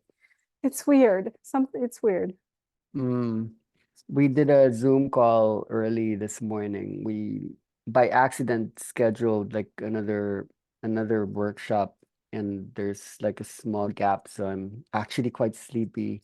But at the end of the call, there was this big point. It was coming from someone who'd come from Kundalini activation without the P. And she's coming from like a lot of trauma work. So I had to speak it at the end of the after she spoke, I told her like I don't really mention the word trauma. It doesn't belong in my vocabulary. And then later she found it important to ask, how do you define trauma? So there was a really beautiful, healthy conversation that came after that. So we were asking the question, like, what is healing? Like, what does it mean to heal? And, we slowly just went into the roots of hierarchy, patriarchy, of messianism, like wanting to save people,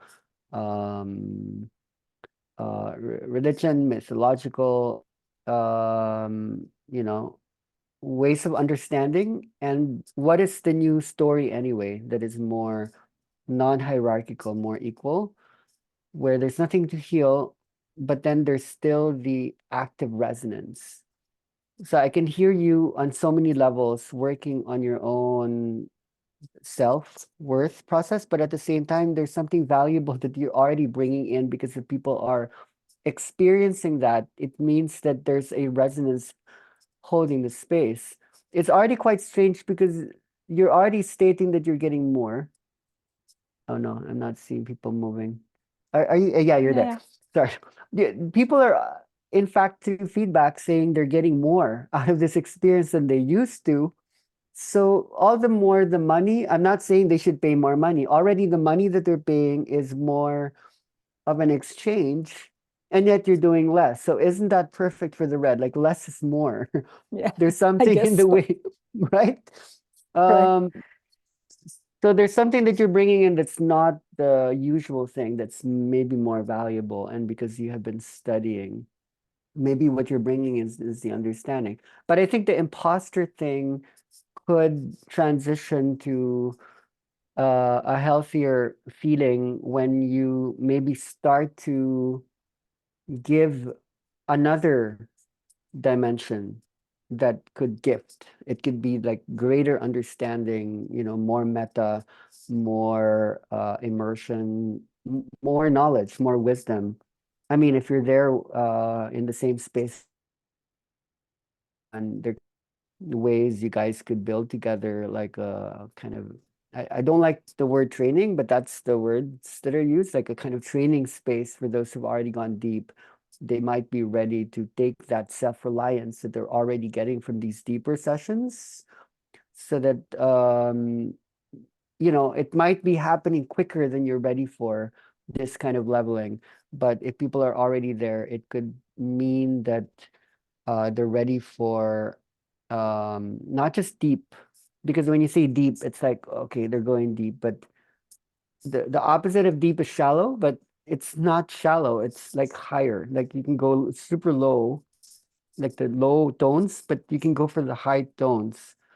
And that would be partly verbal and explicit and clear and conversational, So it doesn't need to be a training space. It could be a conversation space. It could be you guys holding like dialogue for them to translate where they've been super deep into like there's something very journey based about conversation, that when you're able to translate the nonverbal into the verbal, people would be surprised at how much they actually know.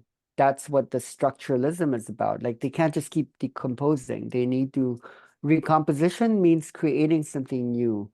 And when you give them that space where they can like express from the heart and soul and energy space, there would be a kind of solidity and grounding, a still kind of red space that could emerge from that. And you'd be surprised at how far that goes. Like people then would speak to each other. There'd be a greater amount of trust, and then the kind of community that gets built around the space, the stronger space that you're holding. It's infectious, it's viral. It because people would trust the especially the feedback of calmness is not what a lot of people are expecting. The space holders anyway, that were trained in terms of the not calm, the anything but calm, like when you go to a training, it needs to be louder is better, because louder is more. When you're seeing and hearing the validation that's given by the loud cries and emotions and screaming, the way some of people were trained, is that means like they're getting more for their money. But really, like that's not always like something we want to give people. So when you're hearing the feedback of like I'm stable, stable in many ways means happy. It means I'm okay, I'm good. And that's a rare thing to hear often in big cities where people are always like, running after things. So good job, like amazing, amazing work. I actually started this month to give them some knowledge at the beginning of the class instead of just, saying how it's gonna be. And that was interesting. And I suggested them that after because I'm coming to Maya in November, so not now, but I told them that in January, I would do like a smaller group with people that want to deepen the practice and work with more challenging soundtracks and longer sessions, maybe an hour and a half. And I've had people writing me say, I want to be in the group, I want to be. So it's kind of happening. I just opened the door and people seem interested. So in parallel to what I just mentioned, there's this happening too. And I'm like, okay, it's interesting anyway. Amazing. There's nowhere else to go. Yeah, right. it's happening in its own. That's what you're saying. It's like you're just there in the middle and it's just taking off. Right. Strange. Yeah. That's how it was for me. Like I feel like I didn't actually ever do anything all these years. It was just happening in its own. I just find myself in the strangest rooms. People's bodies are moving. All these transformations are happening. It's like I've had that imposter sense before, and it was especially during that shift as well when I started with a lot of moving and giving and activity, but then whenever the non-active, not like you're just there, that usually happens when you've planted the seeds in fertile soil. I speak this to everyone. In the beginning, when you're starting a garden, you need to till the ground, you need to prepare, you pull the weeds. In permaculture, you don't really do those things anymore, but traditionally, using that as a metaphor, you need to pave the way. In permaculture, you do need to prepare the ground, even if you're trying to help with the emergence of a forest system. But if there's enough love, light, energy, context flowing, it's going to happen that you don't need to do so much. And a lot of facilitators, a lot of trainers are working in that space. There are different dynamics for, let's say, the more nomadic space holders that's constantly moving around. Like, okay, I'm going to fly there, I'm going to move there. I don't really have a particular base.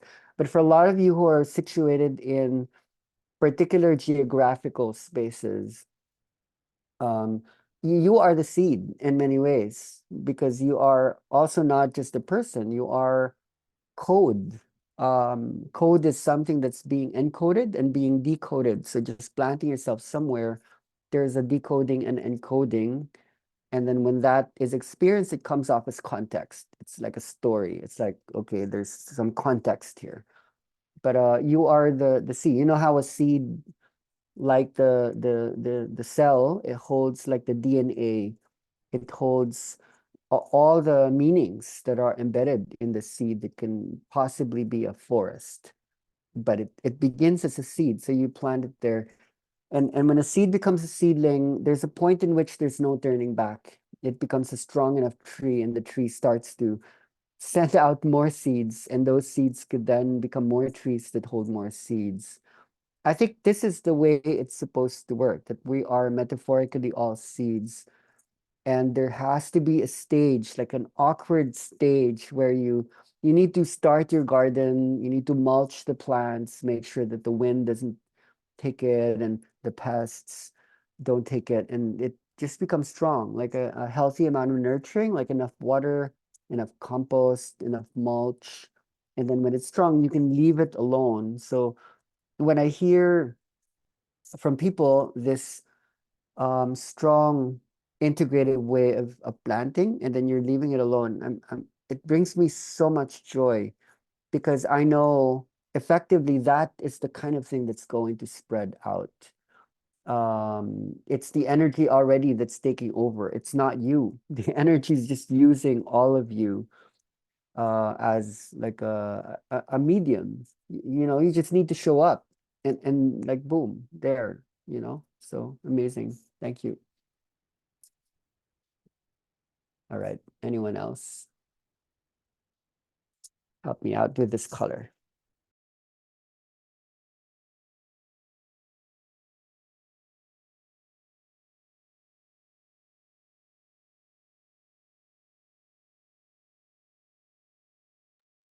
Hey, maybe I can share something.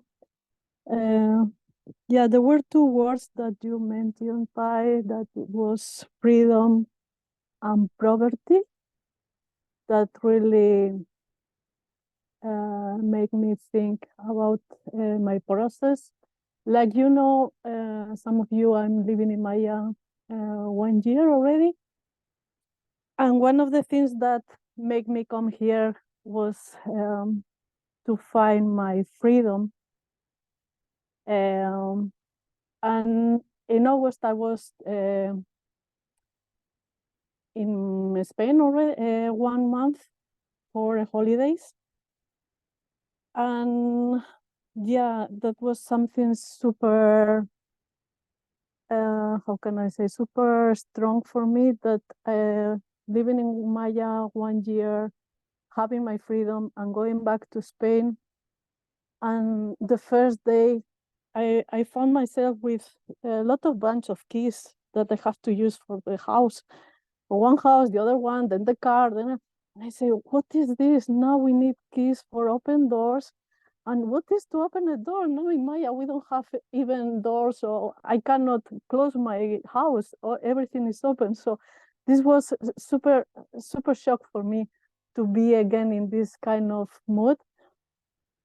Also, I was living in a house that had bars on the windows, that I was feeling like in a jail.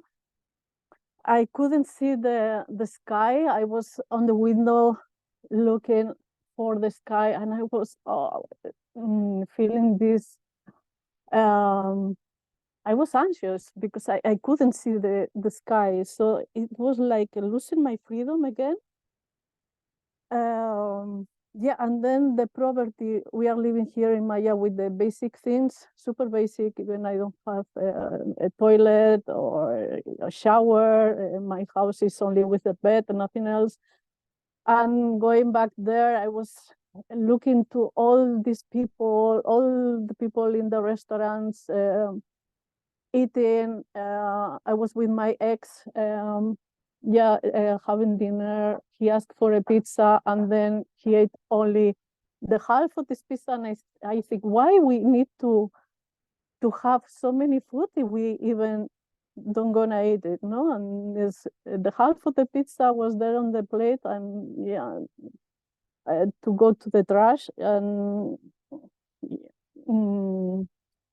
also the people like my ex also. all the time talking about the money, about the work, the money, the car, the house, all these properties. And yeah, it was a hard process for me. And now coming here in Maya again, still processing this, all what happened in 1 month was so big that I'm still thinking about it a lot. So yeah, thank you for hearing. Thank you. Hi, I don't know if you guys hear me or see me. Can you see me? Yeah, okay. I don't have a connection here, so I'm actually hearing like bits and pieces, but I heard Julian's and after that a little bit of pies, and then I heard just the word pizza from Christina, but I can go back into pizza sharing. But the Julian's, the imposter thing is interesting because I think it's such a natural process and such a common process. Myself, but so many facilitators go through, and then the feeling a fraud or like, okay, what am I even doing? What am I even charging for? So when I'm looking at myself, like I go to the theme, like what's the role of facilitator, or what am I doing? I need to go a little bit in the shadow. Like what's my role as a space holder, or when I'm the one holding space? Because for my first years it was a lot about still in that dynamic that I'm facilitating, and facilitating means that I'm doing something, and then we are causing each other, and there's like resonance happening, but still I'm in a more like a doing mode than a non-doing state. So then I've been watching a lot like my own paradigm as a role, like where am I coming from when I'm holding space or facilitating in the space, and a lot of people in the trainings here in Maya goes into that, like they drop down when we go through the theme, and they're like, oh, but there's no purpose for us then. We don't even need to be in the space. Like I'm useless. What I've been doing all these years, or what's why I should even be in the space? And then we really chew the theme because it holds like two realities at the same time, for me at least, that we are very needed. I go into this kind of maybe simplified thing that as humans or animals in a planet, we need each other. So we are collective beings. For survival, we really need each other to stay alive and be social and help each other. But we also need that alone space. So to say that I can inner dance by myself, I don't need facilitator to be there to go into my inner dance. But at the same time, I do also need facilitation to bring out like different type of processes, or it's just right in the moment. So for me, facilitating is needed and it's not needed, and then trying to hold a space, because still when I'm inviting people to a workshop or they come to the session, they are choosing to come there. They're not choosing to journey or go through some things alone at home, but they could do it. So I do offer that field in myself that, okay, they could do this by themselves, but at the same time, at this moment, we are going through something together.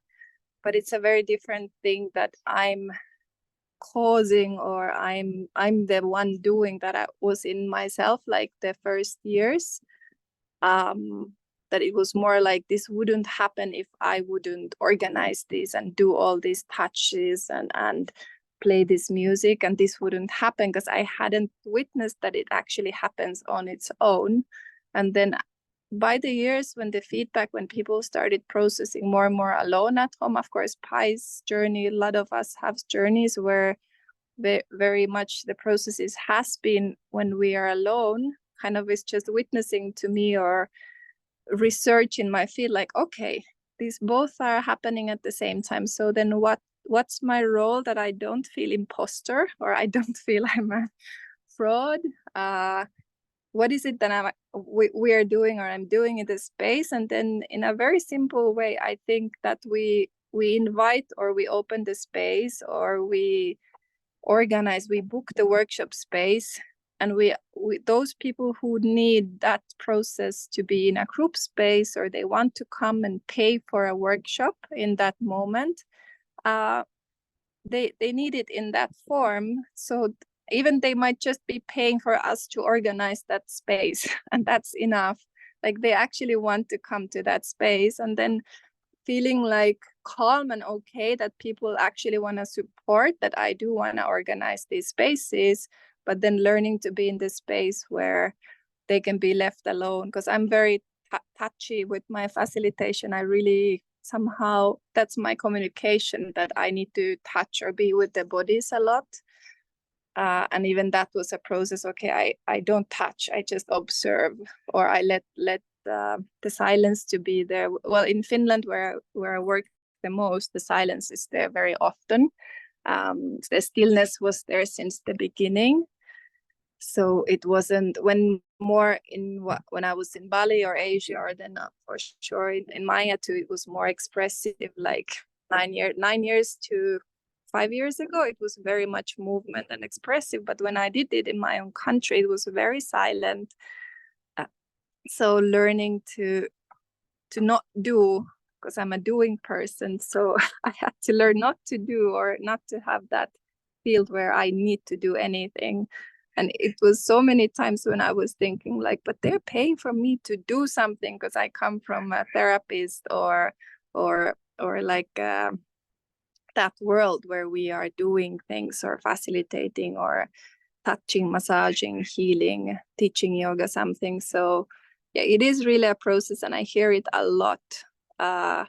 Also, another, like from the word imposter, was with one facilitator who was 2 years ago. We were in Belgium, and she said like she feels imposter because everyone goes into these super deep processes and sees this and that and goes through this and that, and she actually doesn't experience herself any of those things. So she feels a fraud, because how can they go in like that? She would be like fraud in the space because they're going into it, but she doesn't even know what they're going through. And how can they even go through those things because she doesn't even know what those are? So it's a really good, I think, theme to look at, like in like what's our role, how do we go through those learnings and journeys that we are aligned, and what's the, mostly for me, been like, what's my perception, if that's the right word, like what's my perception of what am I doing, and what's my paradigm role as a space holder or being there. And that affects a lot actually, like then how I feel aligned or in truth with what's then happening there, or how do we verbalize or talk with people about the processes. Was it because I touched them, or was it because I did leave them alone, and all these things. But it's a really, really good process, I think, to shift and see the shifts actually happening like naturally in the space. And what Julian was sharing, I think, is the biggest empowerment, to let that calmness kind of to go into the way from these big explosions or movements or experiences to another level. And then all of it can happen still in the space, that people might be still moving, they might be calm, everything at the same time, but just maybe there's a perception change that we are then allowing them actually to go to any process what they need, not like needing to be a one type of process in the space. And then that for me, I think it allows a lot of freedom in the space for people to actually go through what they're meant to go through, and not what the neighbor is going through, or how the perception of this workshop should be, that we are all in catharsis, or we are all in an energy rising, or we are all in this and that. So it starts to create probably more biodiversity, I would say, that then everyone can kind of check in slowly, like what's my process actually about. So yeah, movement, stillness. It doesn't matter actually what is it that happens there, but there definitely is waves, and it's reflected also where we are at and what we are going through, that what kind of space is felt there. But yeah, I felt that so many times, and it's still in there. It's still an ongoing process. So sometimes during the session, I'm doing something, and then my mind's like, what are you doing? Like, are you just like I have to question myself all the time, and it kind of keeps it real in that way, like being super serious of being with some process, and then I have these thoughts and doubts going on during the time, and it's really actually good, even it might be a bit disturbing. But yeah, thank you. I hope the connection was okay.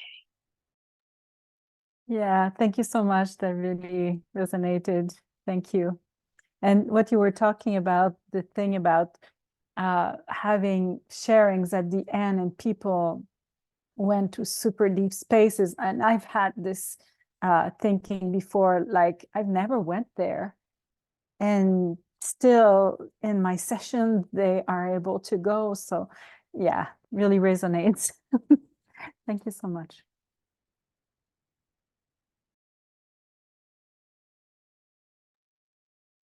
Hi, that's a super, I'm Fanny, by the way. It's a super interesting topic, and I was reading a chapter of a book today that is kind of like intertwining with all of this. So I really appreciate the discussion and the dialogue happening. So observing kind of like what is the emerging learning process perspective in this, and how we go into like the meta observation of the process itself and in the transition that we're going through. There's kind of like this like seeing the process from the outside, but also like seeing the narrative that is happening from the inside out, and kind of like applying what is happening as long as we're going through the process and learning about it. So it's kind of like seeing how the narrative is getting generated as much as we encounter all of these spaces at the same time. So I like to see it as like what comes up that is in the uncertainty, and what is it that we learn from it, and how much it's bringing us in a space of like not being familiar with the space, but what is actually behind that? What is it that wants to speak behind like this space of being unfamiliar? And what is the structure that is holding the space where we feel comfortable in? And this blueprint is giving us a space of allowance, actually. So talking about like going into deep processes or not. So is this space also keeping us in this kind of like not going deep, or not allowing ourselves to explore different dimensionality in that sense? And when we are in the state of dimensionality and we bring this awareness, like going through it, which is quite also like read in the support that we're giving ourselves or that we're giving to other, the dimensionality that we tap into with this like very inside out perspective is related to thoughts and feelings and sense, but also the relationship that we have to others. And this is what is brought out when we look into, oh, these people go deep or not. And I'm just taking this example, but in any journey of like seeing where we are at and seeing where we're going, but also appreciating the space of not knowing, because we cannot know what is the next step, where we're going, but we are used to actually know through like school, oh, if I go through these 3 years of school or university, I'm going to become that thing. But then when we encounter these spaces of complete kind of like unstructured spaces, and we allow ourselves to emerge from inside, there's nothing that is coming from outside. Everything is coming from this space of, I don't know anything, but I'm just going to do one step at a time. And this is going to allow me to learn how to lead myself, learn how to like foster my own learning and learn how to really navigate between these really unknown spaces.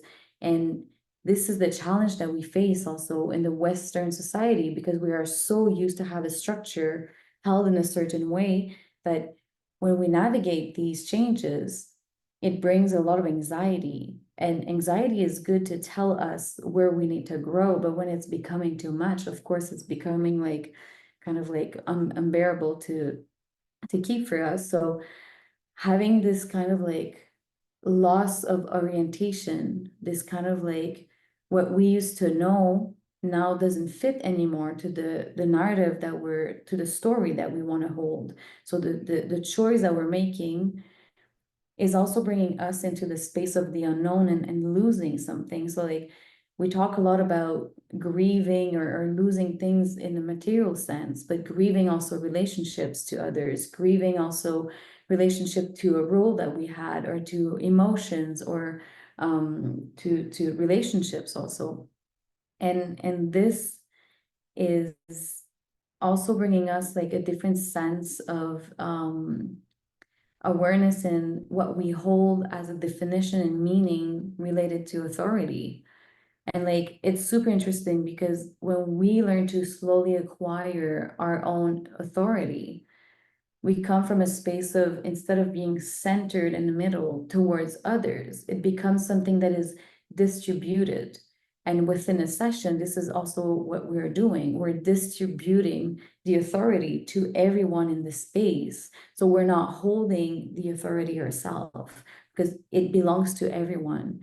And so it's kind of like a little bit, it's very bringing insecurities up, because if I am kind of like holding in my belief system that I'm supposed to hold a space in a certain way because I have been brought up in that understanding, if I give this space equality, even if I come from all my heart and I have this conscious understanding, inside of myself, the system is working differently.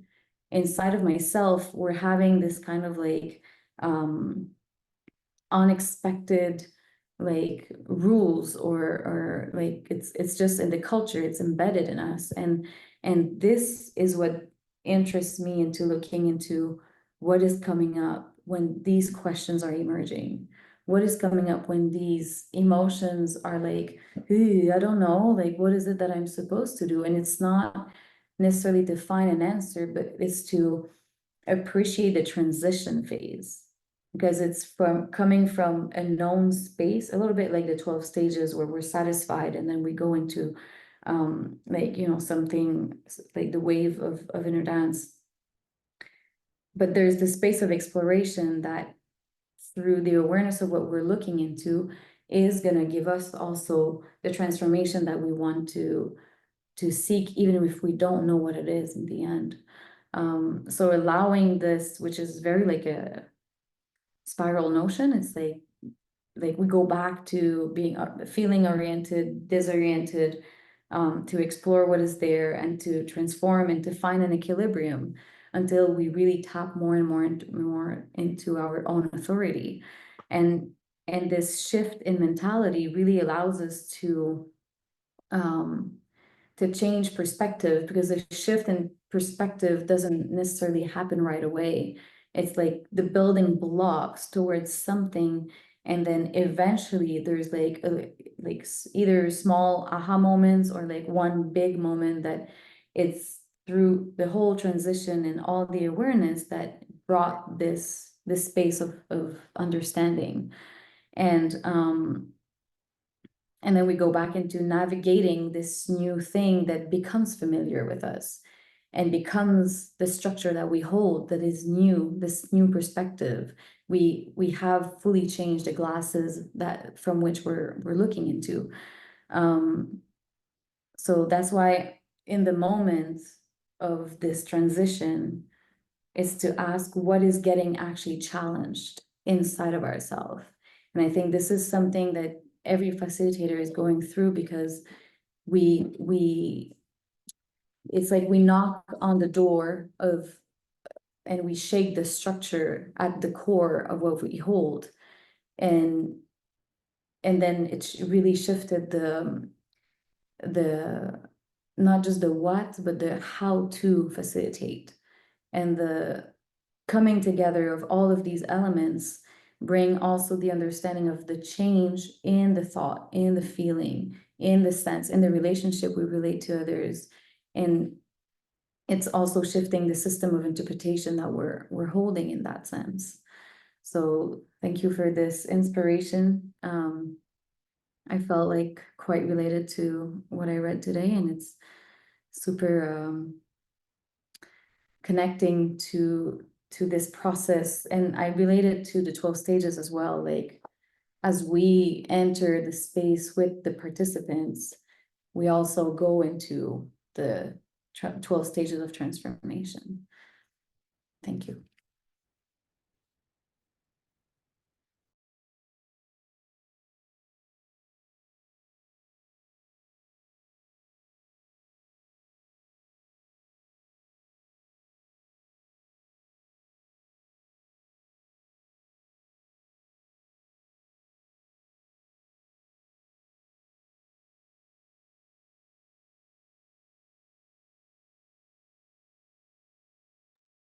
I can still share a little bit. I'm in a fever, so I'm in a kind of brain fog, but I couldn't follow the beginning of the call, or I wasn't there, but when Pai was sharing about the positioning of the bodies and how we walk in the space, then I was actually thinking like, yeah, it's very intuitive for me, like to be in the space, and then maybe if we're co-facilitating with other space holders, it might be like, oh, that person stomps around too loud right now, but I would want to be quiet, and it's a kind of a personal but collective process at the same time. So then related to the sharing, and also funny, like what's the perception, what we hold, and I'm thinking like, yeah, it's also like what positioning we are defining ourselves to the participants or the people who come to the session, like how we are physically in the space, but also like what's the kind of, yeah, how do we introduce the space, where they're coming into, and what's our role, and what is the thing we're doing there. It's also like a positioning in a way. Yeah, something like this is happening in my thoughts. I was thinking about when Pai said that he never, when it comes to physical facilitation, that he doesn't come from above the bodies. I think I feel the same. I usually start very low, like sitting and observing and slowly going into it. But then it might be that we do some sound in the beginning, kind of that was also maybe a pattern before, to walk around the room and rattle or do some sounds to activate or start going slowly after the first slow waves, or the 5-10 minutes maybe in the beginning of the session. Depends on the sound for sure, and music.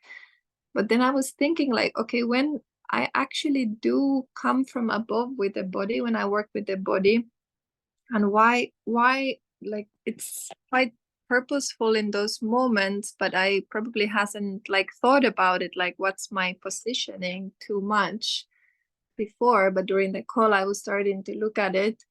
Like, for example, if I hold the body from above, that I'm standing above the body, it actually is many times when I feel I need to give very like full on support, like through my whole body, but also with like intensity or support. So then when we do some positioning, it can have very intentional, oh my God, intentionality in it, something like that. Like it comes from that. It feels like, okay, this body needs to feel that I'm on it. I'm like pressuring, or I'm holding it from above, or when it's very gentle, I'm holding it from the side. But yeah, it's been very intuitive, but actually now this call kind of triggered me to look at it, which is good, like to use as more like a conscious tool. Yeah, something like that to add. Anyone else? I think Pi dropped out, so we can still share. Or anyone wants to share because people are here. I'd Laura? like to share. Mm. Yeah, there's a lot about boundary that we talked about here, and boundary has been one of my biggest journey in my life. So I came from very humble beginnings growing up. First of all, I really love when we talk about the difference of the East and West. And it's funny how I would actually always use Germany and Philippines as, the comparison. Because I just came from Germany and just a very different experience facilitating spaces there. But anyway, going back to boundary, I came from a very, very Filipino, like humble background, system where everyone is together in one room and everyone can even be together on one bed, you know. I have a very weird background of growing up in the museum. So we have this quiet space in the ground floor, and we're even sleeping on the floor, on the mat, like all of us together on the floor with a very long mat. And I grew up like that, like everyone is with me. I'm sleeping with everybody that I know in my life, in my family. And then slowly going into understanding boundary, I would say in a very painful way, with painful experiences that I had to go through to understand what boundary is. And to even understand that there is such thing as boundary, because I didn't know that. We didn't grow up understanding or even knowing that there is such a thing. And slowly going into, I remember the first time I ever slept in a room alone when I was 23. That's really late in my life. 23 or 24 years old in UAE. I was in Abu Dhabi. And my roommate has to leave. And it was the very first time I slept alone, and I cried. I cried and I cried. I'm like, this is wrong. This is not right. There's no other person in the room. I remember when I was a teenager and I was learning to sleep in my own bed, I had to extend my feet, or at least my finger, my foot, to just touch even the hair or the skin of my sister. And I think this is something that might be new for a lot of you Westerners to hear, but that was the reality in my body.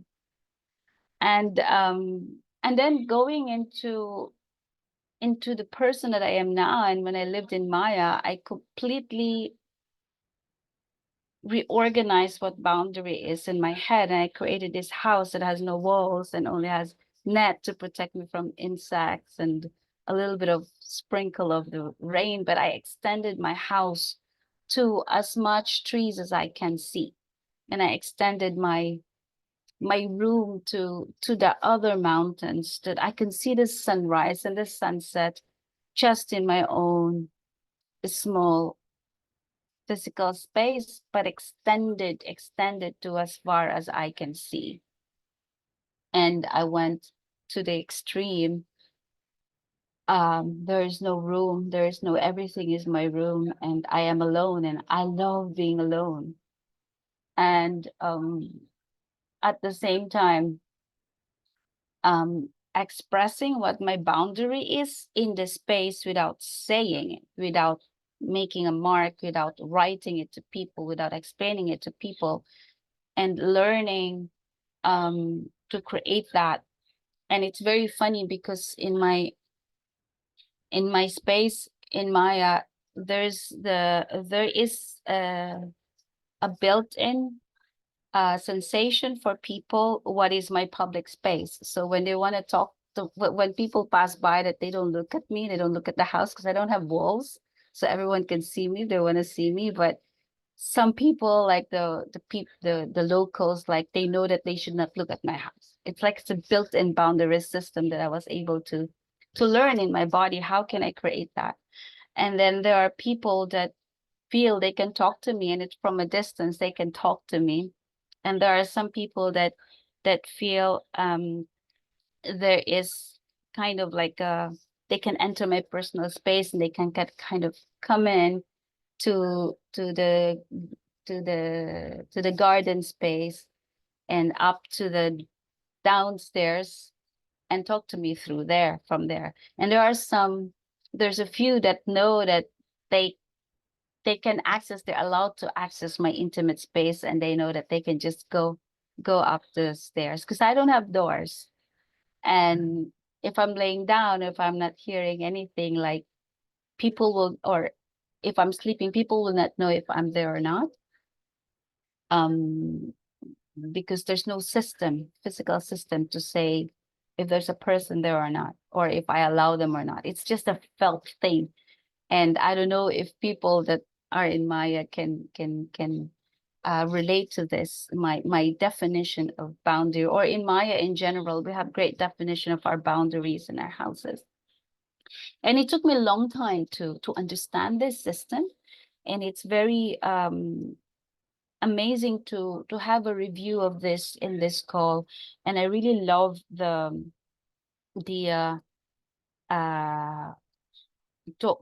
talk on the proxemics, and like Italy, I kind of started reviewing how am I with my facilitation, or how am I with guiding the people that I get to train with the proxemics, and also the positioning as well, not just the distance, but the positioning on how to facilitate the people.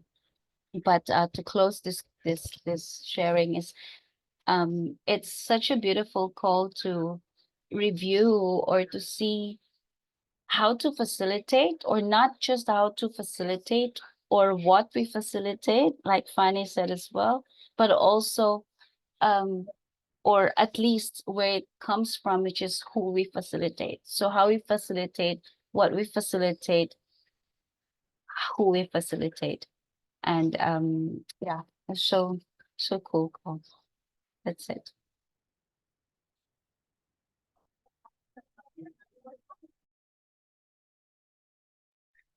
Thank you, Flo. This is really amazing. I want to jump on this because I've been there, and I've been passing by Flo's house many times. And because I'm coming from these two cultures, and I can completely relate to you when you are sharing about stretching the arms to meet some body parts of someone else to fall asleep, and then yeah, only then it works. Then coming into Germany, and you are experiencing this too, like suddenly also creating this space. So there's even the possibility that this is possible, to have our own space, our own boundary, is created in me is something weird. And sometimes when I go down, so I used to live very close to floor in Maya, or a bit more up. And when I go down, then I would look at Flora's house. And when I was go up and passing by her house, I was not looking at her house. I don't know why. And then sometimes I would go in and say hello, or in the kitchen. So it's really like super interesting to look into this, because I think one of the biggest gifts we can give to to everyone is independence. And how can we give independence, and how can something grow out from there? And this process of creating boundaries, so becoming loose and opening the boundaries, is the different processes. It can be per person in completely different directions. So like if you grow up more into the structural space like Germany, then it can be a different process than if you come from a Eastern cultural space. But still, there is still something about giving independence into the person. At the same time, also, when we hold space, we want to give independence while people want to feel safe. And so there's a safety is very much related to RED. We don't want to create in a space which is totally unsafe that we can really want to run away. So sometimes it's also good, but you're gonna feel it. But how can we create the space in RED, which is giving independence in both senses, but still giving us a feeling of safety, and this space is trusted. And this is from space to space different, from person to person, from the group to group different. And this is also something I feel like that what I learned in the dance, the process for me is that boundary is not such a thing which is rigid. It's a dance. And it's every moment it is really dancing. Are you able to dance with the boundary, with itself, so that you can find and you can really meet? And sometimes you also want to go beyond the boundary. And sometimes you want to keep yourself there. So holding the space in a way that host people who are coming to your places feel safe, but at the same time also they are ready to go beyond the limitation they are holding, is something I would look into, and I'm also looking into it. And one more thing I want to share about RED for me is this less is more. And so when I was in Germany and I was living there, and I accumulated a lot of stuff. And after like the last 7-8 years, I'm living more nomadic life, living from continent to continent. And every time I'm letting go of a lot of things, and mostly living out of luggage, out of 20 kilos. And at the beginning, it was for me not really easy to understand that less is really more. What does it mean? What do you say? Less is more. How does it work? But it's to look into it from a RED perspective, from an inner dance perspective, and we can see how much it gives us independence when we have everything we need in ourselves. It can serve us. Then we don't need anything from external. How much it's the independence can create the space for us to start to grow from there, for where the soil is prepared, and where we can see it every idea as we want. And this is also related to how much we ask for the session. It's somehow also yellow again, but what is the value of it? What is my value? And I find it's still a process. I'm still in the process of when I think about a session, a one-to-one, or even trainings. Every time I'm exploring new dimensions of my sustainability, and what does it mean to sustain? What is the value of it? It's a really good process to go into with an awareness of red and also green, which is this complementary color, which is holding that community part, the heart part. Yeah, thank you. I'd like to add something. Thank you for sharing. When I came back from Maya in 2020, it was COVID, and there's not much we could do here in Canada. And it was summertime, and I went to one of my favorite places in the north, at the river. And there's like cascade. It's just really, really beautiful and amazing and peaceful. And I go there often to process things.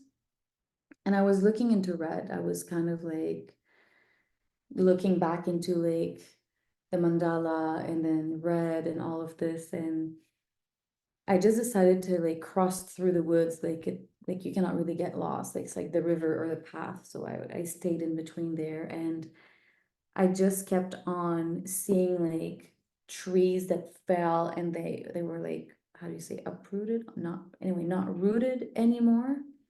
then I was just like standing in front of the roots and being like, okay, so how are my roots? And I was just observing like what's in the root of trees. Like there's rocks, there's leaves, there's branches that are not related to that tree, there's mushrooms, there's like all of these like other elements that are not related to the roots. And what are the other elements for me in my roots that are there, that are maybe helping my roots or maybe not? And so like all of this awareness came, and I continued my path, and there was just like so much synchronicities with little animals and this and that, and it was just kind of like a very magical moment. And further along the way, I went to sit on a rock, and then I went a little bit in the water, and I looked back at the rock, and I could see like roots like hanging by the water, and like super loose, like nothing, like in the wind, like just dropping in the water and getting, I guess, the nutrient that they needed. And so I had like kind of like this contrast between like the very rigid roots that actually the tree got rooted, I don't know, like unrooted, and then by the water, the very loose roots that were strong enough to give everything to the tree, or into my interpretation of what I've seen. And it just really brought me this kind of like image when I think about red, when I think about being uprooted or being grounded or sustainable, like what are the elements for me personally, not related to society and what the culture can impose on me? What does it make me feel to really truly feel grounded in myself? What are the thought system that I want to have that grounds me mentally? The emotions that are in balance, or they're just the relationship to my emotions that help me root myself, even though like it's not about having a perfect balance or being always happy. I'm not into love and light, but just to land into all of these emotions. So it just became kind of like this internal and external process, and then also realizing how much do I sustain myself on all the different levels, and then looking into red is looking into yellow, is looking into blue. So how much do I express myself to really sustain myself, to support myself, and how much do I value also my own voice, and how much do I value also to really get what I need, and not to keep, you know, giving, because it's my process for me to give a lot, but like not to receive much. So it's been kind of like this dance that we're like talking about, like not just related to boundaries, like to the whole red for me was like a whole process of tapping into this understanding, because also I didn't want to go into what seemed to me controlling from how I should have been related to society, and where I see, in contrast to some friends from here, that the way life is being held seem to be secure, but to me is like choking me, and feels more bringing a lot of anxiety actually compared. And it's not to prefer one to another, but for me was to realize actually what it is that I choose for myself. And this really gave me this sense of freedom to to reconnect, to root myself in my own interpretation also, and what I want to choose for my life. So red is by working on my red, I think I was also, and I'm still working on it, able to hold and open up my green even more, like my heart, and then to really bring like all the space in between, like to the center. So that's an experience that like I clearly also have the image of the forest and the roots, because there was strong messages for me to understand, and then also applying this to others. So how can I understand what is their root, and how much I want to go into a relationship with it related to myself, and is this supportive of me? So always coming back to like observing my roots, observing like what is held within this space. Thank you.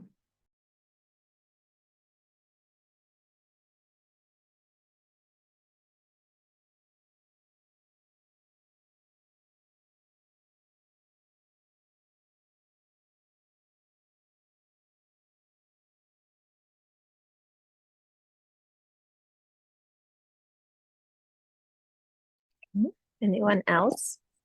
Thank you for sharing. It's amazing to imagine roots and trees and river there.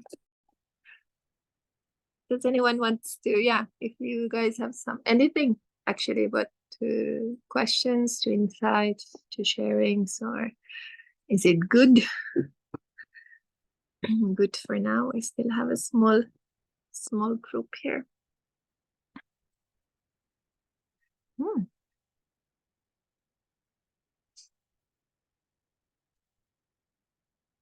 All is good. Okay, you wanna close all together? You can unmute or say something. Thank you. Thank you, Okay. everyone. Thank you you. for Bye. A good closing. Thank you. Good night. Bye bye. Stay Bye. safe, Bien, Cristina. Thank you.